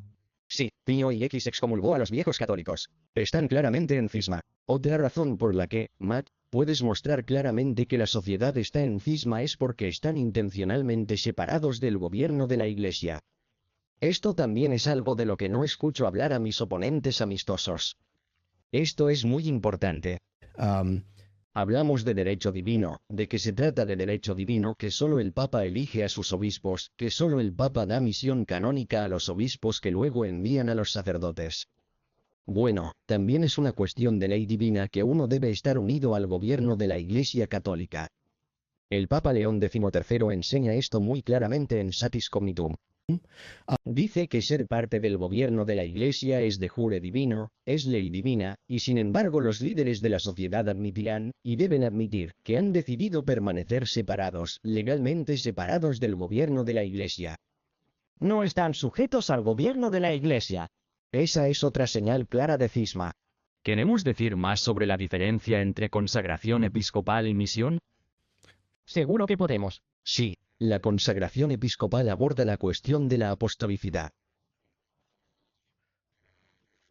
Sabes, cuando decimos que la Iglesia es santa, católica y apostólica, ella es apostólica porque tiene un linaje desde los apóstoles hasta los actuales sucesores de los apóstoles. Por eso es apostólico. Entonces, el asunto de la sucesión apostólica es la consagración episcopal o la imposición de manos porque podemos atar esa cadena hasta los apóstoles. Bueno, Y es en la consagración episcopal donde el obispo sí recibe lo que la Iglesia llama, esta es en realidad una hermosa enseñanza del Vaticano II, Lumen Gentium. Esta es, dicho sea de paso, la verdadera enseñanza de la colegialidad, donde el obispo recibe una participación ontológica en las funciones sagradas de enseñar, santificar y gobernar. Entonces recibe estas funciones, o en realidad se llaman cargos. Son interiores, son oficios o funciones ontológicas, pero aún no están preparados para actuar. No están preparados para actuar hasta que el obispo esté en comunión jerárquica con el experto romano a través de la misión. Y eso generalmente, Matt, sucede cuando el Papa lo asigna a una diócesis. No siempre es así. Solo podrá ser miembro del colegio episcopal. Quizás sea obispo auxiliar o tenga algún otro tipo de misión. Pero las funciones que recibe solo se convierten en poderes listos para actuar cuando el romano pontífice le confiere la misión canónica. You see? Yeah. De modo que tiene los poderes ontológicos impresos en su alma, pero no tiene derecho a ejercerlos. No están activados por así decirlo. Bien, están en potencia. No se activan hasta que se le da la misión canónica. Y nuevamente, esto es parte de la ley divina. Así es como Cristo estableció la Iglesia. El hecho de que el Padre envía al Hijo, el Hijo envía, ya sabes, envía a Pedro, entonces Pedro, ya sabes, en el sucesor. Entonces es una hermosa reflexión. Bien, ¿qué pasa con un sacerdote laicizado? Ha sido consagrado. Ya no tiene misión episcopal, ¿verdad? Pero en caso de emergencia, ¿tengo razón al pensar que todavía puede confesarse? Todavía puede absolver en peligro de muerte. Podría celebrar la Santa Misa de forma ilícita pero válida. Él podría, sí, porque tiene los poderes ontológicos para hacerlo. Quiero decir, incluso si la FSSPX acepta todo lo que usted ha establecido hasta ahora, ¿por qué no podrían argumentar, bueno, esto es un estado de emergencia? Mire el estado de la Iglesia hoy. Yeah. Entonces, claro, tal vez sea ilícito, pero es válido y se celebra maravillosamente. Y como dije, la necesidad nunca justifica eludir la ley divina y la constitución divina de la Iglesia. Ahí es donde hay que trazar el límite. Necessity, Está la ley divina y luego tenemos la ley eclesiástica que ayuda a aplicar la ley divina, ayuda a aplicar la misión de la Iglesia. Así, por ejemplo, según el Código de Derecho Canónico, hay un canon que dice, como usted acaba de señalar, si un sacerdote ha sido excomulgado, todavía puede absolver válidamente en peligro de muerte. Eso es algo que la ley eclesiástica ha creado esa excepción para aplicar la misión de la Iglesia en ese caso. Pero no hay nada en el derecho canónico que diga que los sacerdotes puedan decidir, basándose en su evaluación subjetiva de una crisis, que pueden hacer todo lo que quieran y no tener que rendir cuentas a nadie. Quiero decir, eso no es católico en absoluto. Comienza con el Papa y los obispos y luego el sacerdote se encarna bajo los obispos. Comienza con la misión. Está bien, ser parte de la Iglesia, ser enviado por la Iglesia, estar autorizado por la Iglesia y tener estos sacerdotes. ¿No es suficiente decir que estamos autorizados y estamos en sumisión a nuestros obispos que ya no están bajo la censura de excomunión? No, no lo es, porque los obispos de la sociedad no tienen jurisdicción ordinaria. No tienen misión canónica. Tienen consagraciones episcopales válidas. Y aunque se levantó la censura de excomunión con fines de integración, cosa que desgraciadamente no ha ocurrido, no se les dio misión canónica. Se esperaba que el objetivo del levantamiento de la censura fuera que aceptaran las condiciones mediante las cuales se les habría otorgado una misión canónica. Eso es lo que todos orábamos y esperábamos. Y sabes, no daré el nombre, pero sabes, tengo información privilegiada sobre cómo iban esos debates con la sociedad de teólogos y la sociedad de sacerdotes. John, tengo que decirte que no van a admitir esto, pero nuestros teólogos recibieron patadas en el trasero de estos tipos en Roma. Realmente lo hicieron. En cuestiones de eclesiología, en cuestiones de la constitución divina de la Iglesia, en misión, en jurisdicción, cosas fundamentales que se relacionan con cómo Cristo estableció su Iglesia. Estamos hablando entonces de la voluntad de Dios, de la voluntad de Cristo y de cómo Él quiere la salvación de las almas. Él quiere que pase por la Iglesia tal como la encontró. Pensamos en ese dogma, no hay salvación fuera de la Iglesia.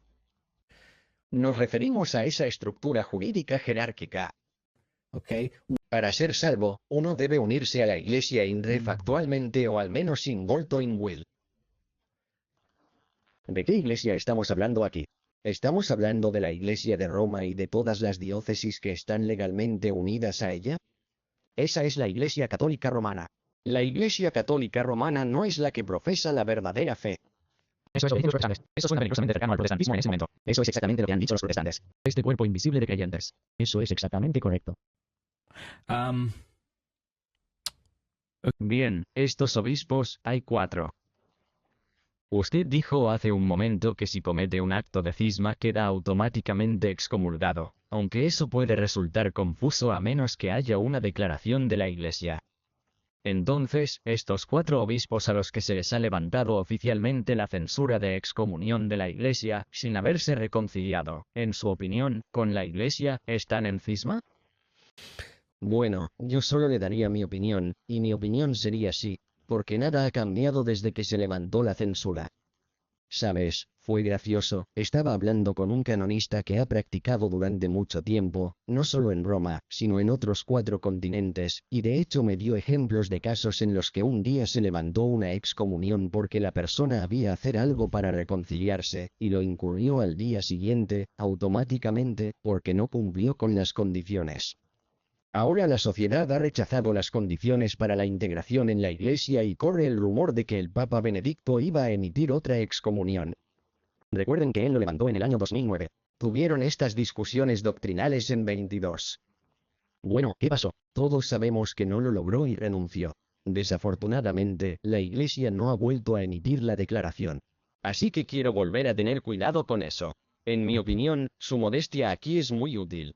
En mi opinión, es muy fácil ser hiperbólico acerca de no. Y es solo mi opinión como laico. Porque estos 4 hombres, ahora uno de ellos, el obispo Williamson, ya ni siquiera es parte de la sociedad.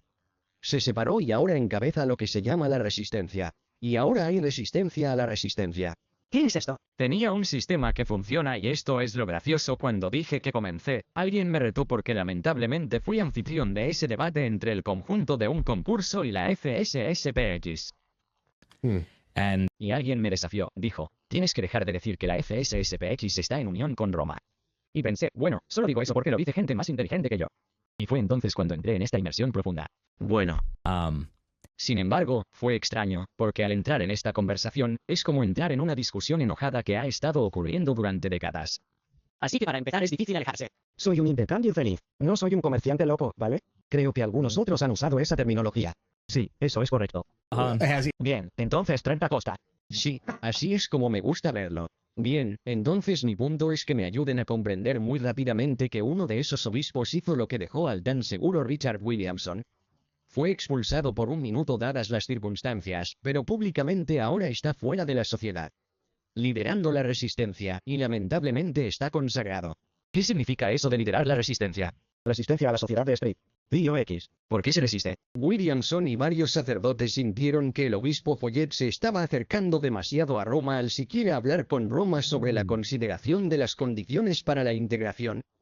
Ahora hablemos de una mentalidad cismática. my goodness. Monseñor Follet, que es un hombre amable. Quiero decir, lo conocí, ya sabes, y quiero creer que su corazón está en el lugar correcto. No sé toda la presión bajo la que estaba y cómo lo estaban tirando. No entiendo por qué no aceptó las condiciones. Habría sido de gran utilidad para la Iglesia si la sociedad realmente pudiera llevar a cabo una misión legal dentro de la Iglesia. Ya están en todo el mundo, ¿verdad? Y repito, siempre he dicho esto, Matt, esa es mi esperanza.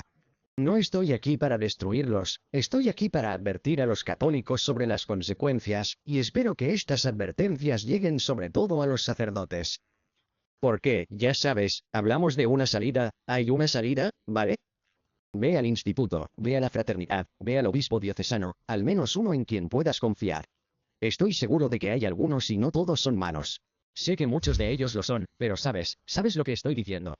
Entonces, ¿cómo ve la FSSPX a este obispo que se fue y ahora encabeza, entre comillas, la resistencia? Esa es una buena pregunta, ¿sabes? ¿Está en SISM? Por supuesto. ¿Se encuentra en estado irregular con la FSSPX? ¿O está en un estado irregular con la FSSPX? Dije estado regular con la sala que tenía. Tuve un debate por escrito con uno de mis antiguos colegas, y le señalé todas estas cosas y él dijo que los obispos de la sociedad no vienen de ellos mismos, vienen de la tradición, que es lo que él dijo y yo dije, eso significa que el obispo Williamson viene de la tradición porque ya no está en la sociedad y, por cierto, cuando el obispo Williamson dejó la sociedad, consagró a un par de obispos más y usó lo mismo. Mandato apostólico, pseudomandato apostólico que utilizó Lefebvre cuando fue consagrado. Usó exactamente la misma palabra. Recibí esto en una carta.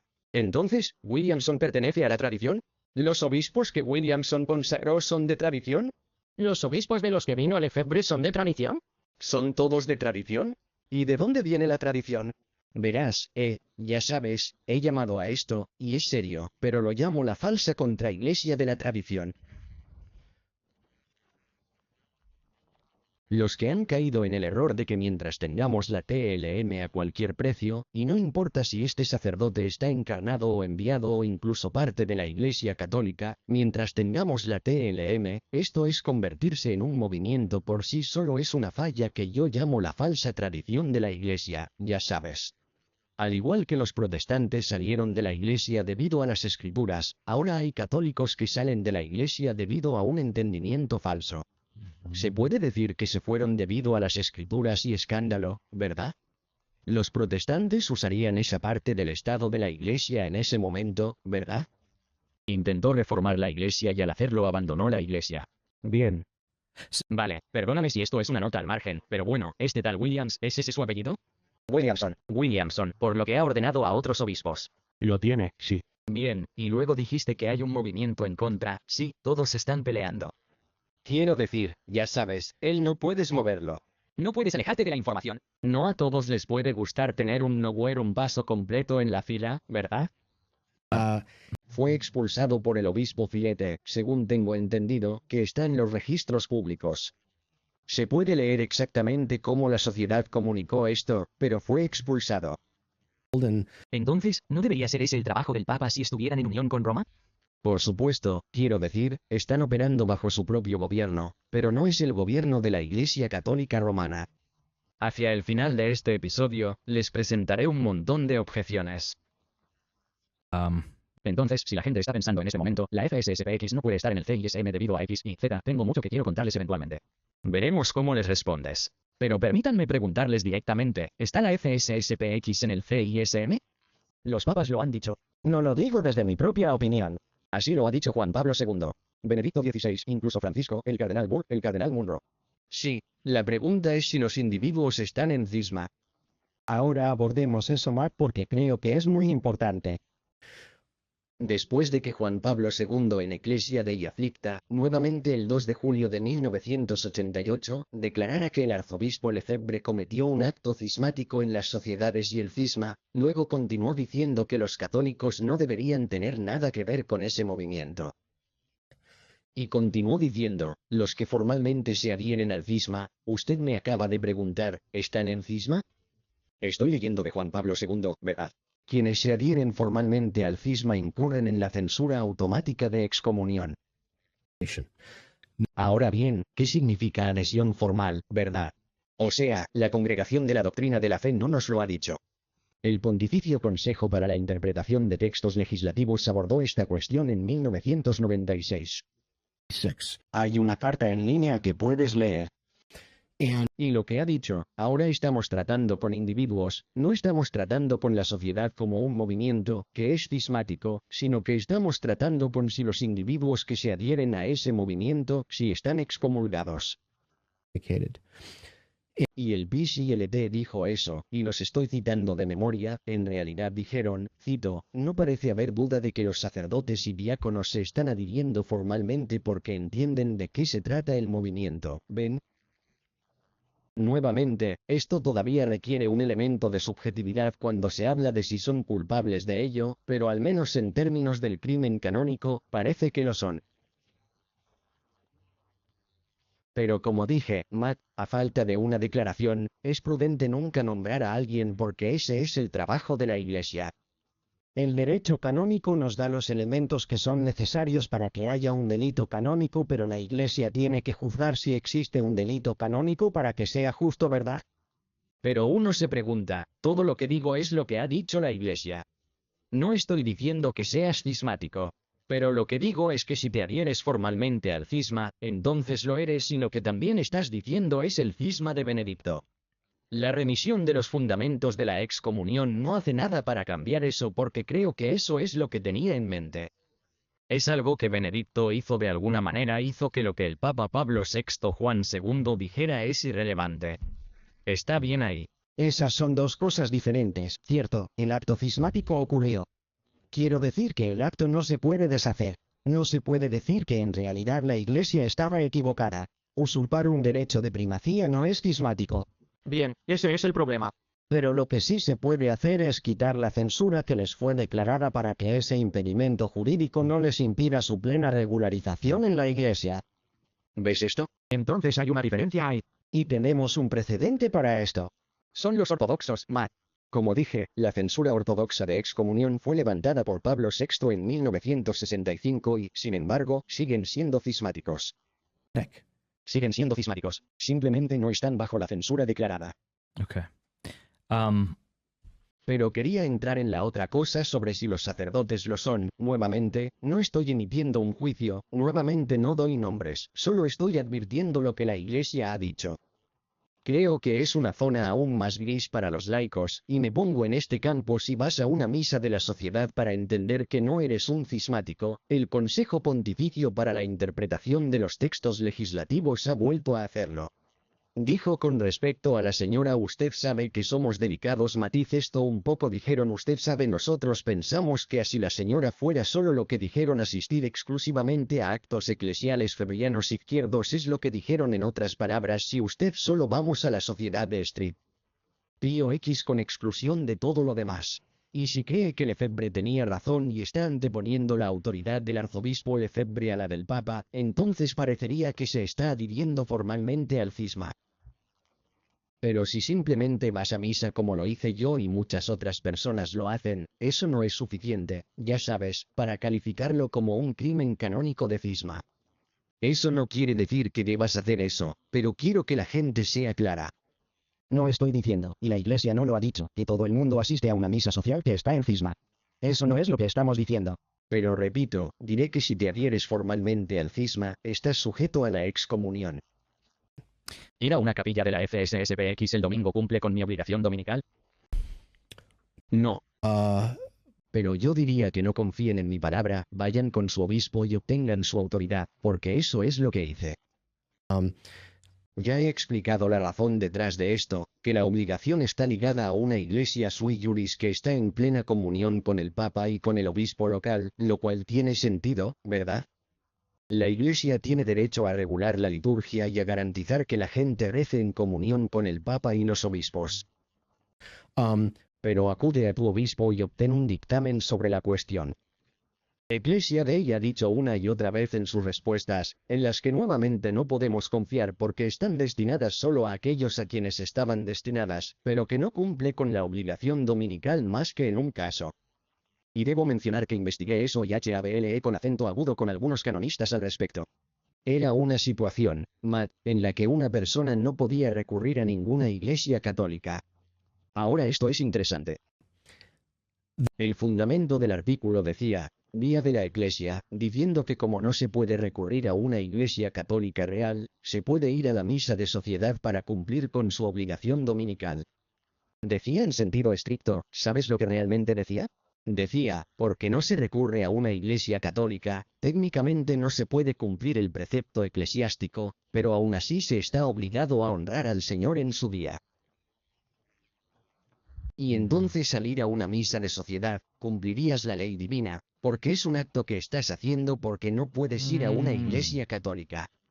Ahora, si este tipo dijera, Día de la Iglesia, si rezo el rosario, porque no tengo una iglesia católica, pero probablemente hubieran dicho en sentido estricto rezar el rosario satisface la obligación no el precepto eclesiástico porque no se puede llegar a una iglesia católica pero todavía estás obligado por la ley divina e ir a una capilla de sociedad o rezar el rosario o rezar un misil, ¿sabes? Sea cual sea el caso, eso en sentido estricto entonces cumpliría con la obligación, ya ves cuán matizados.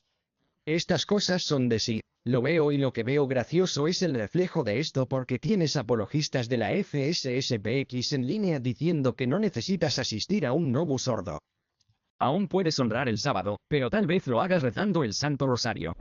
Entonces es lo contrario, excepto que sin la autoridad para hacerlo.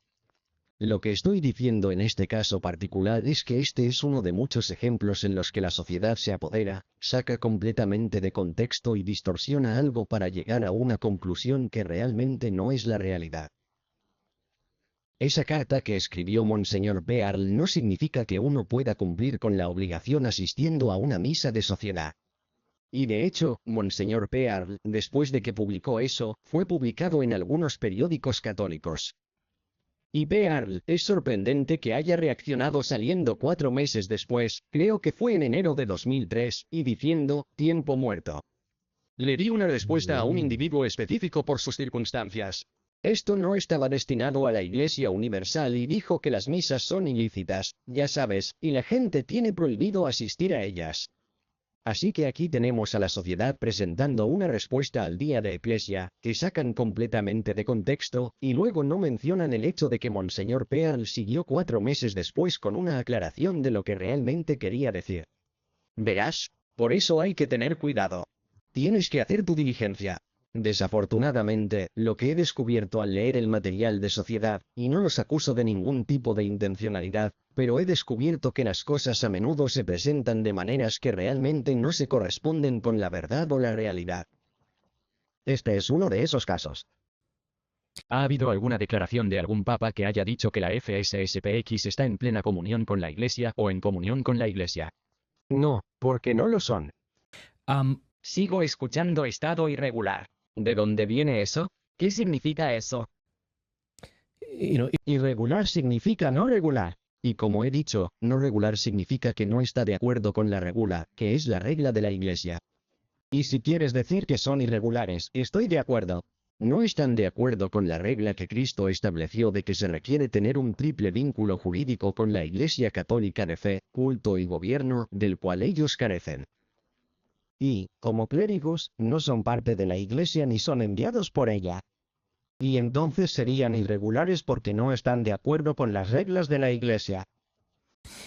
¿Cuáles son algunos otros errores de la sociedad en derecho canónico, o hemos cubierto la mayoría de ellos? Bueno, hay bastantes. Puedo decirte, Matt, cuando estuve investigando esto y estudiando derecho canónico durante mucho tiempo, 20 años, llegué a algunas conclusiones que me sorprendieron bastante. No podía creer algunas de las cosas que descubrí en su análisis, y explicaré cuáles son, pero para ser claros, afortunadamente tengo algunos contactos en Roma a quienes les envié estas conclusiones. Algunos de ellos llevan sombreros rojos. Y afirmaron mis conclusiones. De hecho, muchos de los artículos que escribí tenían esa aprobación. Entonces, una de las cosas que descubrí es que la sociedad está completamente distorsionada y abusa de la noción de jurisdicción de oferta. Okay. Según el Canon 144, dice que la Iglesia puede proporcionar jurisdicción, cuando la jurisdicción es necesaria en casos de error común o de duda positiva y probable de hecho o de derecho, y puedo explicar un poco lo que eso significa. Lo que la sociedad viene diciendo desde hace casi 50 años es que debido a la crisis, admiten que no tienen, o al menos antes de que Francisco les diera las facultades, no tenían facultades para absolver válidamente en el confesionario. Lo admitieron. Quiero decir, eso era objetivamente cierto. Pero afirmaron que la Iglesia proporcionaba la facultad. Se llama Ecclesiae Supply. La Iglesia suministra jurisdicción en casos de necesidad. Bueno, después de haber estudiado esto exhaustivamente y haber presentado nuevamente al menos mis conclusiones a personas que saben mucho más sobre esto que yo, esa es una comprensión totalmente distorsionada de la jurisdicción de suministro. La sociedad ve la jurisdicción de oferta en lo que yo llamaría un vacío. Su posición es efectivamente que siempre que una persona vea a un sacerdote con una estola al confesarse, esa persona naturalmente pensará que ese sacerdote tiene facultades para absolver sus pecados en el confesionario. Esa es la posición de la sociedad. No es así en absoluto como funciona la jurisdicción de suministro y, francamente, no puedo creer que la sociedad de Street POX se ha salido con la suya durante muchos años. Um, Si lees los tratados sobre esto, por ejemplo, hay uno de Niswix que era sacerdote y escribió un tratado sobre el canon 209 bajo el código antiguo alrededor de 1940, al que incluso se refiere la fraternidad. Él y otros lo explican.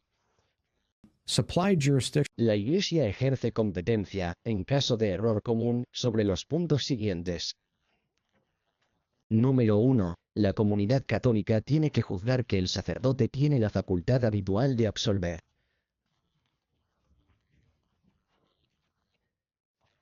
Ahora escuche lo que dije allí. La comunidad católica tiene que hacer un juicio de que el sacerdote que está en su parroquia tiene facultad de absolver, que ha sido enviado por el obispo.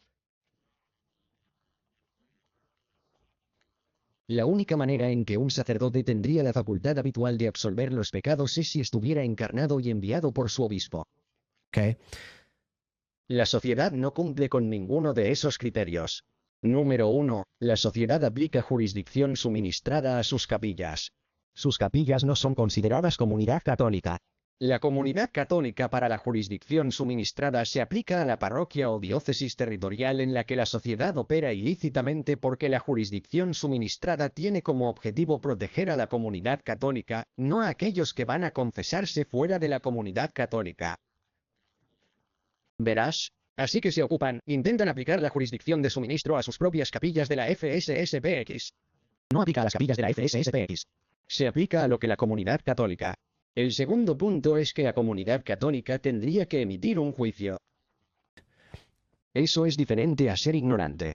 La ignorancia es una falta de conocimiento, mientras que el juicio se basa en algún conocimiento, y si es una teoría errónea, hay un elemento de ignorancia, pero es un juicio, y los canonistas generalmente dicen que es una unanimidad moral de la comunidad católica que tendría que ser. Concluimos que este sacerdote tiene, nuevamente, jurisdicción habitual para escuchar confesiones. Bueno, por supuesto, nadie en la comunidad católica creería que un sacerdote de sociedad tiene jurisdicción habitual para escuchar confesiones porque incluso los sacerdotes de sociedad dicen que no la tienen, no la tenían antes de que Francisco tuviera la facultad habitual. You see, Verá, también porque están bajo censura, esa sería otra razón por la cual la comunidad católica no podría concluir que tienen la facultad. Hay otras razones, pero lo que estoy tratando de señalar es que la sociedad ha predicado esta noción de que, habiendo proporcionado jurisdicción durante 40 o 50 años antes de tener realmente la facultad, todas estas confesiones eran inválidas. No tenían la facultad porque la Iglesia no suministra en los casos en que una comunidad no católica sabe que el sacerdote no tiene la facultad. No se aplicaría en ese caso. Veis, la jurisdicción de suministro siempre se refiere a si el sacerdote tiene una facultad habitual del obispo. Y es por eso que cuando lees los tratados es siempre en el contexto de la parroquia diocesana. Bueno, digamos, por ejemplo, que la gente va regularmente a confesarse los sábados por la tarde y el padre Joe suele estar allí. Bueno, de repente, esta semana es el padre John. ¿No saben quién es el padre John? ¿Concluiría esa comunidad católica que el padre John tenía la facultad de escuchar confesiones? Por supuesto que lo harían. ¿Por qué lo harían? Porque están en una iglesia diocesana anunciando confesiones. Aquí es donde se confiesan todas las semanas. Y habrían asumido que el padre John fue enviado por el obispo o que tenía una facultad delegada por el obispo a través del padre Joe. Verá, así es como funciona la jurisdicción de suministro. Por eso nunca se aplicó a la sociedad de Street Clero de Pío X, porque la comunidad católica no solo no se equivoca, sino que sabe, prácticamente todos saben, que sus sacerdotes no fueron enviados por el obispo con facultad de confesar. Así de atroz, Matt, fue esto y el hecho de que francamente hayan engañado almas durante tantos años. Creo que este es un tema en blanco y negro. Quiero decir que esa es ciertamente la impresión que me dan los canonistas con los que he hablado sobre este tema y lo mismo ocurre con los matrimonios. Podríamos hablar de eso. Gracias a Dios, Francisco les ha dado ahora la facultad de confesarse. Así que seamos claros al respecto. Los sacerdotes de la compañía ahora tienen la facultad de confesar y es maravilloso porque pueden hacerlo en todo el mundo.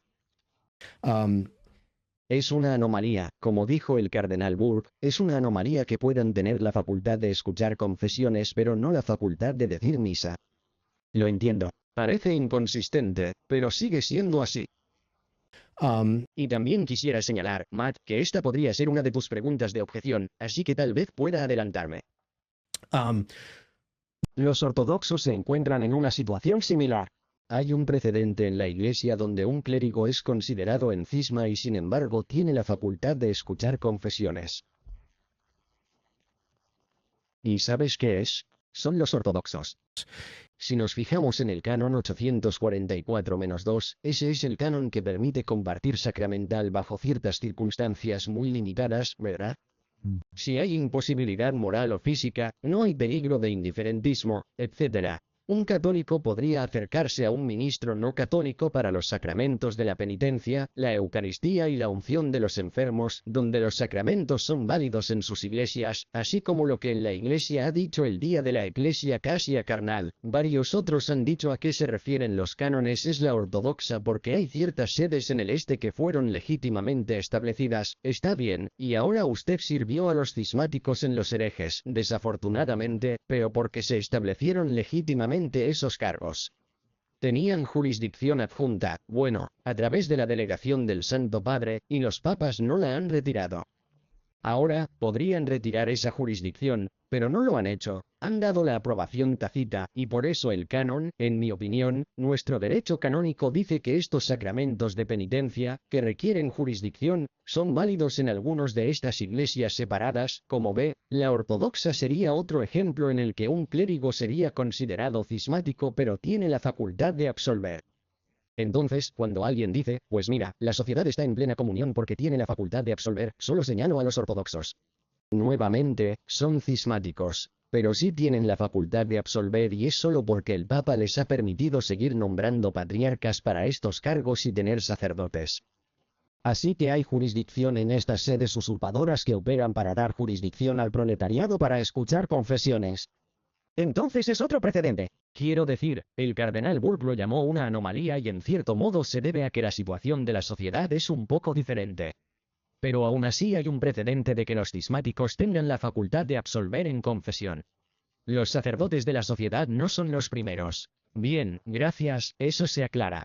Esto me ayuda mucho. Entonces alguien podría decir que tal vez no están en comunión con la Iglesia, pero al menos son doctrinalmente sólidos. Pero usted ha afirmado que no lo son. Entonces, ¿cuáles son los errores teológicos de la FSSPX? Bueno, ya sabes, hemos señalado en la práctica que rechazan los dogmas de la fe en la práctica.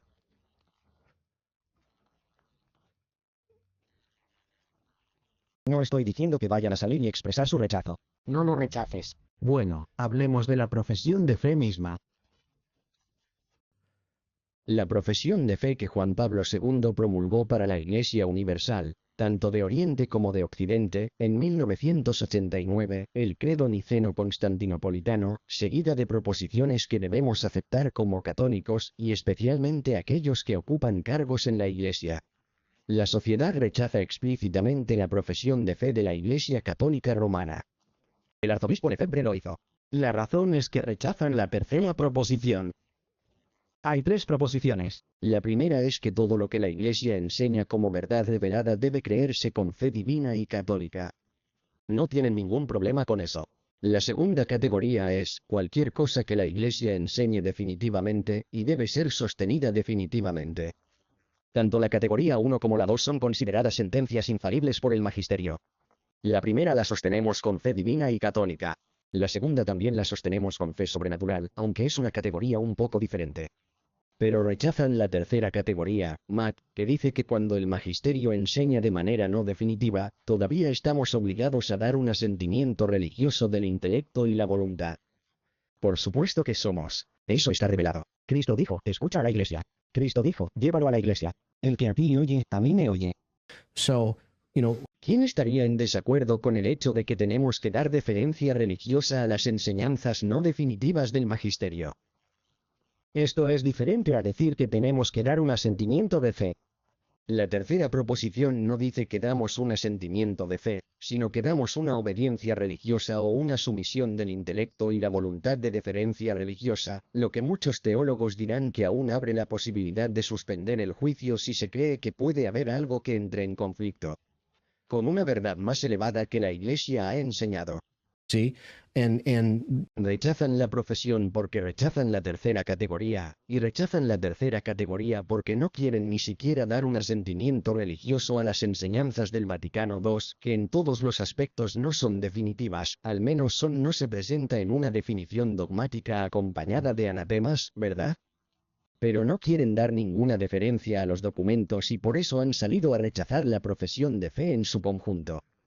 Saben, el cardenal Mueller ha sido muy claro y el arzobispo Pozo, quien fue una de las personas clave para tratar de que la sociedad ingrese a la Iglesia, dejó en claro que una de las condiciones para que la sociedad realmente entre a la Iglesia es para ellos aceptar la profesión de fe de 1989, que es una profesión vinculante para todos los católicos.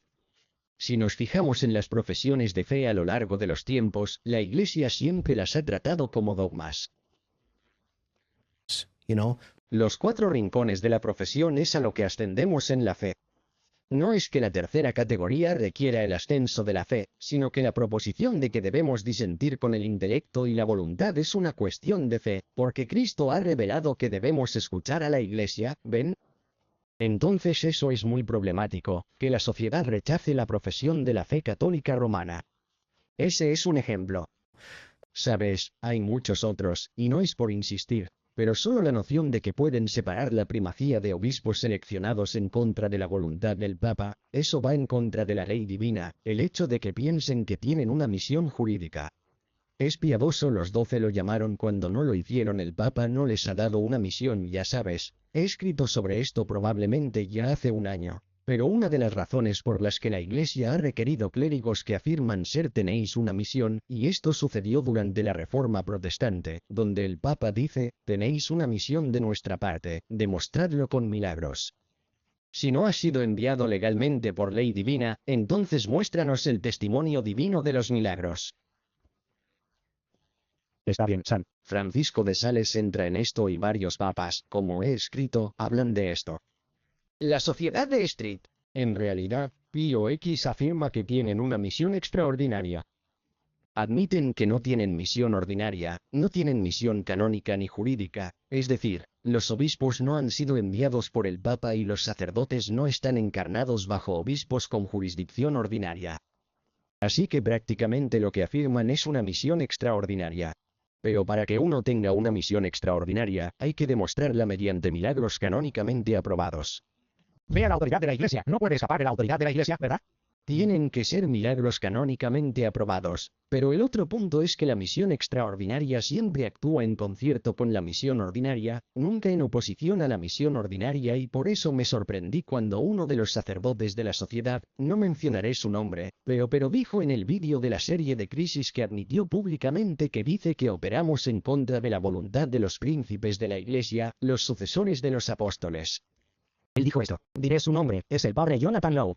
Es público, sí, es público. Puedes leer todo sobre esto y entonces están admitiendo su operación, así que incluso si tuvieran una misión extraordinaria no la tendrían porque están operando en contra de la misión de la Iglesia.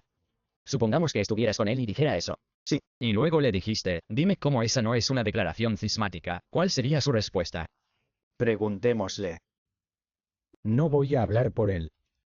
Pero lo que diré es, nuevamente, lo que dice la Iglesia, si no tienes una misión canónica, que es una misión ordinaria, entonces siempre debes demostrar que fuiste enviado directamente por Cristo.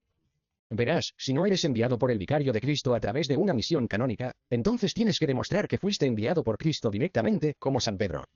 Vicente Ferrer. Y dejaron de contar sus milagros, creo, en 800. Tenía una misión extraordinaria. Rara vez ha sucedido en la historia de la Iglesia, pero siempre ha sido testificado, ya sea en las Escrituras, ya sea Juan el Bautista, por ejemplo, él es un ejemplo de alguien que no hizo milagros que nosotros sepamos, pero fue profetizado en las Escrituras. Punto. Tenía una misión extraordinaria y Street. Vicente Ferrer sería otro ejemplo.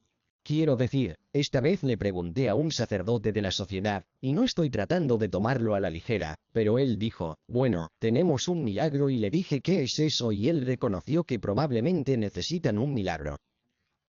Dijo que el arzobispo Lefebvre nació o murió el 25 de marzo. Creo que eso es lo que realmente dijo, que fue el milagro, y yo dije, estás bromeando, ¿verdad? Y sabes, ahí es donde terminó esa discusión, pero canónica. Misión nuevamente estamos hablando de los errores de la sociedad mientras claramente creen que pueden operar sin una misión ordinaria o extraordinaria. Sabes que estaba a punto de preguntarte algo y mientras estaba a punto de preguntar siento que sé la respuesta ya. Estaba a punto de decirles, ¿por qué la Iglesia no declara esto en voz alta, firme e inequívoca? Y luego pensé, ¿cuándo hizo la Iglesia eso recientemente con los ortodoxos? Sí. No puedo pensar en un momento. Bueno, quiero decir que sí. Depende de lo que quieras decir con esto, porque Juan Pablo II sí lo declaró en un motu propio. Él dijo, supongo que me refiero a hoy, dado que parece haber tanta confusión alrededor. Cada gesto, Matt, que ves en el arzobispo Pozo habla de esto, desde dar facultades, hasta ahora darle a los obispos diocesanos la autoridad de enviar sacerdotes diocesanos para presenciar un matrimonio de sociedad o, si eso es imposible, incluso delegar esa facultad directamente al sociedad. Todas estas cosas que se han hecho han sido propuestas por parte de la Santa Sede para tratar de facilitar la integración. Todos dicen eso. Monseñor Pozo dice eso todo el tiempo. Todos estos actos que se han realizado realmente se hicieron con miras a incorporarlos a la Iglesia. Quiero decir, estos son hombres de buena fe, y es sorprendente que todavía quieran hacerlo después de que llevamos décadas y décadas de repudio total y ministerio deshonesto, pero solo Dios sabe si eso va a suceder. Tiendo a pensar que probablemente no sucederá. Ya sabes, a nivel de movimientos. Pero los sacerdotes individuales, se separarán y tal vez un número sustancial de ellos se separarán. Solo Dios sabe. Espero que ese sea el caso porque seguro que nos vendría bien. Ellos en la Iglesia. Los queremos en la Iglesia. Yeah. Déjame hacerte una última pregunta y luego tomaremos un descanso. Cuando volvamos quiero lanzarles un montón de objeciones sobre la FSSPX y luego me gustaría pasar al tema del sedevacantismo, este espíritu que me parece necesita ser ejercido desde la Iglesia, lo que era el benevacantismo. Hablaremos de eso también. Pero aquí está la pregunta, porque creo que mucha gente podría estar pensando esto. Dicen, está bien, en una época como esta, donde hay tanto abuso litúrgico, donde hay gente, ciertos prelados como el padre James Martin y otros que parecen intentarlo, tal vez me equivoque, pero parece que están intentando normalizar actos intrínsecamente malos. Vale, ¿estás preocupado por esto? ¿Por qué es esto lo tuyo? ¿Por qué no cometer los abusos litúrgicos, Quiero decir, ¿cuántos católicos no creen en la verdadera presencia de Cristo? Tienes aquí a este grupo de fieles católicos que aman a Jesucristo, aman lo que enseña la Iglesia, y estás decidiendo convertirlo en tu chivo expiatorio. No digo eso, pero puedo ver a alguien. No, lo entiendo, y lo entiendo. Pero la respuesta a eso es que no hay salvación fuera de la Iglesia Católica Romana una vez que entiendes qué es la Iglesia Católica Romana y reconoces que a los movimientos les gusta la sociedad y le dicen a los contis y a las capillas independientes. No somos parte de la Iglesia Católica, o el dogma significa lo que dice o no. Bien, apuesto a que significa lo que dice y lo que los papas siempre han enseñado. Y tiene razón, debemos oponernos a estos errores liberales de la izquierda. Y he pasado la mayor parte de mi carrera apologética luchando contra estos errores liberales de la izquierda, Matt. Lo entiendo. Quiero decir, los abusos litúrgicos y doctrinales están por todos lados. Pero también hay herederos de derecha, estos herederos extremos de derecha, que son reacciones exageradas hacia los herederos de izquierda. Y en cierto modo, los herederos de la derecha son más peligrosos y más perniciosos porque sacan las almas de la barca de Pedro. Eso es lo que intento impedir y lo que intentan impedir quienes se han unido a mí en esta lucha por la tradición. No se trata de restar importancia a la crisis. Esto no es para enterrar mi cabeza en la arena. Sé lo que está pasando ahí fuera porque he estado luchando contra ello. Llevo 25 años luchando contra Fátima, la masonería, los abusos litúrgicos y las aberraciones doctrinales. Lo entiendo. Pero también me he dado cuenta de que ha habido una reacción exagerada, Y eso es salir de la Iglesia Católica por una falsa comprensión de lo que yo llamo esta Iglesia falsa de la tradición, donde ahora solo vamos a definir la Iglesia, porque todos los prelados son malos, solo vamos a definir a la Iglesia como aquellos que profesan la verdadera fe. Bueno, eso es tirar al bebé con el agua del baño. Es una reacción exagerada. No, Sé que la verdad en el medio suena cliché, pero en realidad es así. en el medio está donde está la corteza de Pedro. Tenemos que hacer lo mejor que podamos. ¿Nos oponemos a estas aberraciones y a estos errores y herejías doctrinales? Por supuesto que sí, pero lo hacemos permaneciendo dentro de la Iglesia, estando unidos a nuestro obispo. Es posible que no estemos de acuerdo con todo lo que nuestro obispo dice y hace, y ciertamente no seguimos ninguna orden de nuestro obispo que esté fuera del alcance de su autoridad o que nos ordene pecar o cometer sacrilegio. Si la única misa a la que puedo asistir es una que está llena de sacrilegio, no tengo obligación de ir y no iré. Quiero dejar eso en claro. Como dije, con esta falsa dicotomía, hay que observar todos los hechos. No voy a ir a una misa que se ofrece fuera de la Iglesia Católica. No lo voy a hacer, pero tampoco voy a ir a una misa que se ofrece fuera de la Iglesia Católica. No lo voy a hacer, pero tampoco voy a ir a una misa. Eso puede que lo ofrezca un sacerdote con facultad, pero se viste como un payaso. Yo tampoco voy a ir a eso. Pero esos son extremos, ¿verdad? ¿No son extremos? Quiero decir, vives aquí en Steubenville y yo estoy en Milwaukee. En realidad, existen otras opciones. Seamos realistas. Sé que hay situaciones extremas, pero parece ser una excepción, no la regla. Está bien, gracias. Tomemos un descanso el jueves. Y luego, cuando regresemos, tengo algunas objeciones y tendremos una serie de contismo y entraremos en una serie de contabilidad.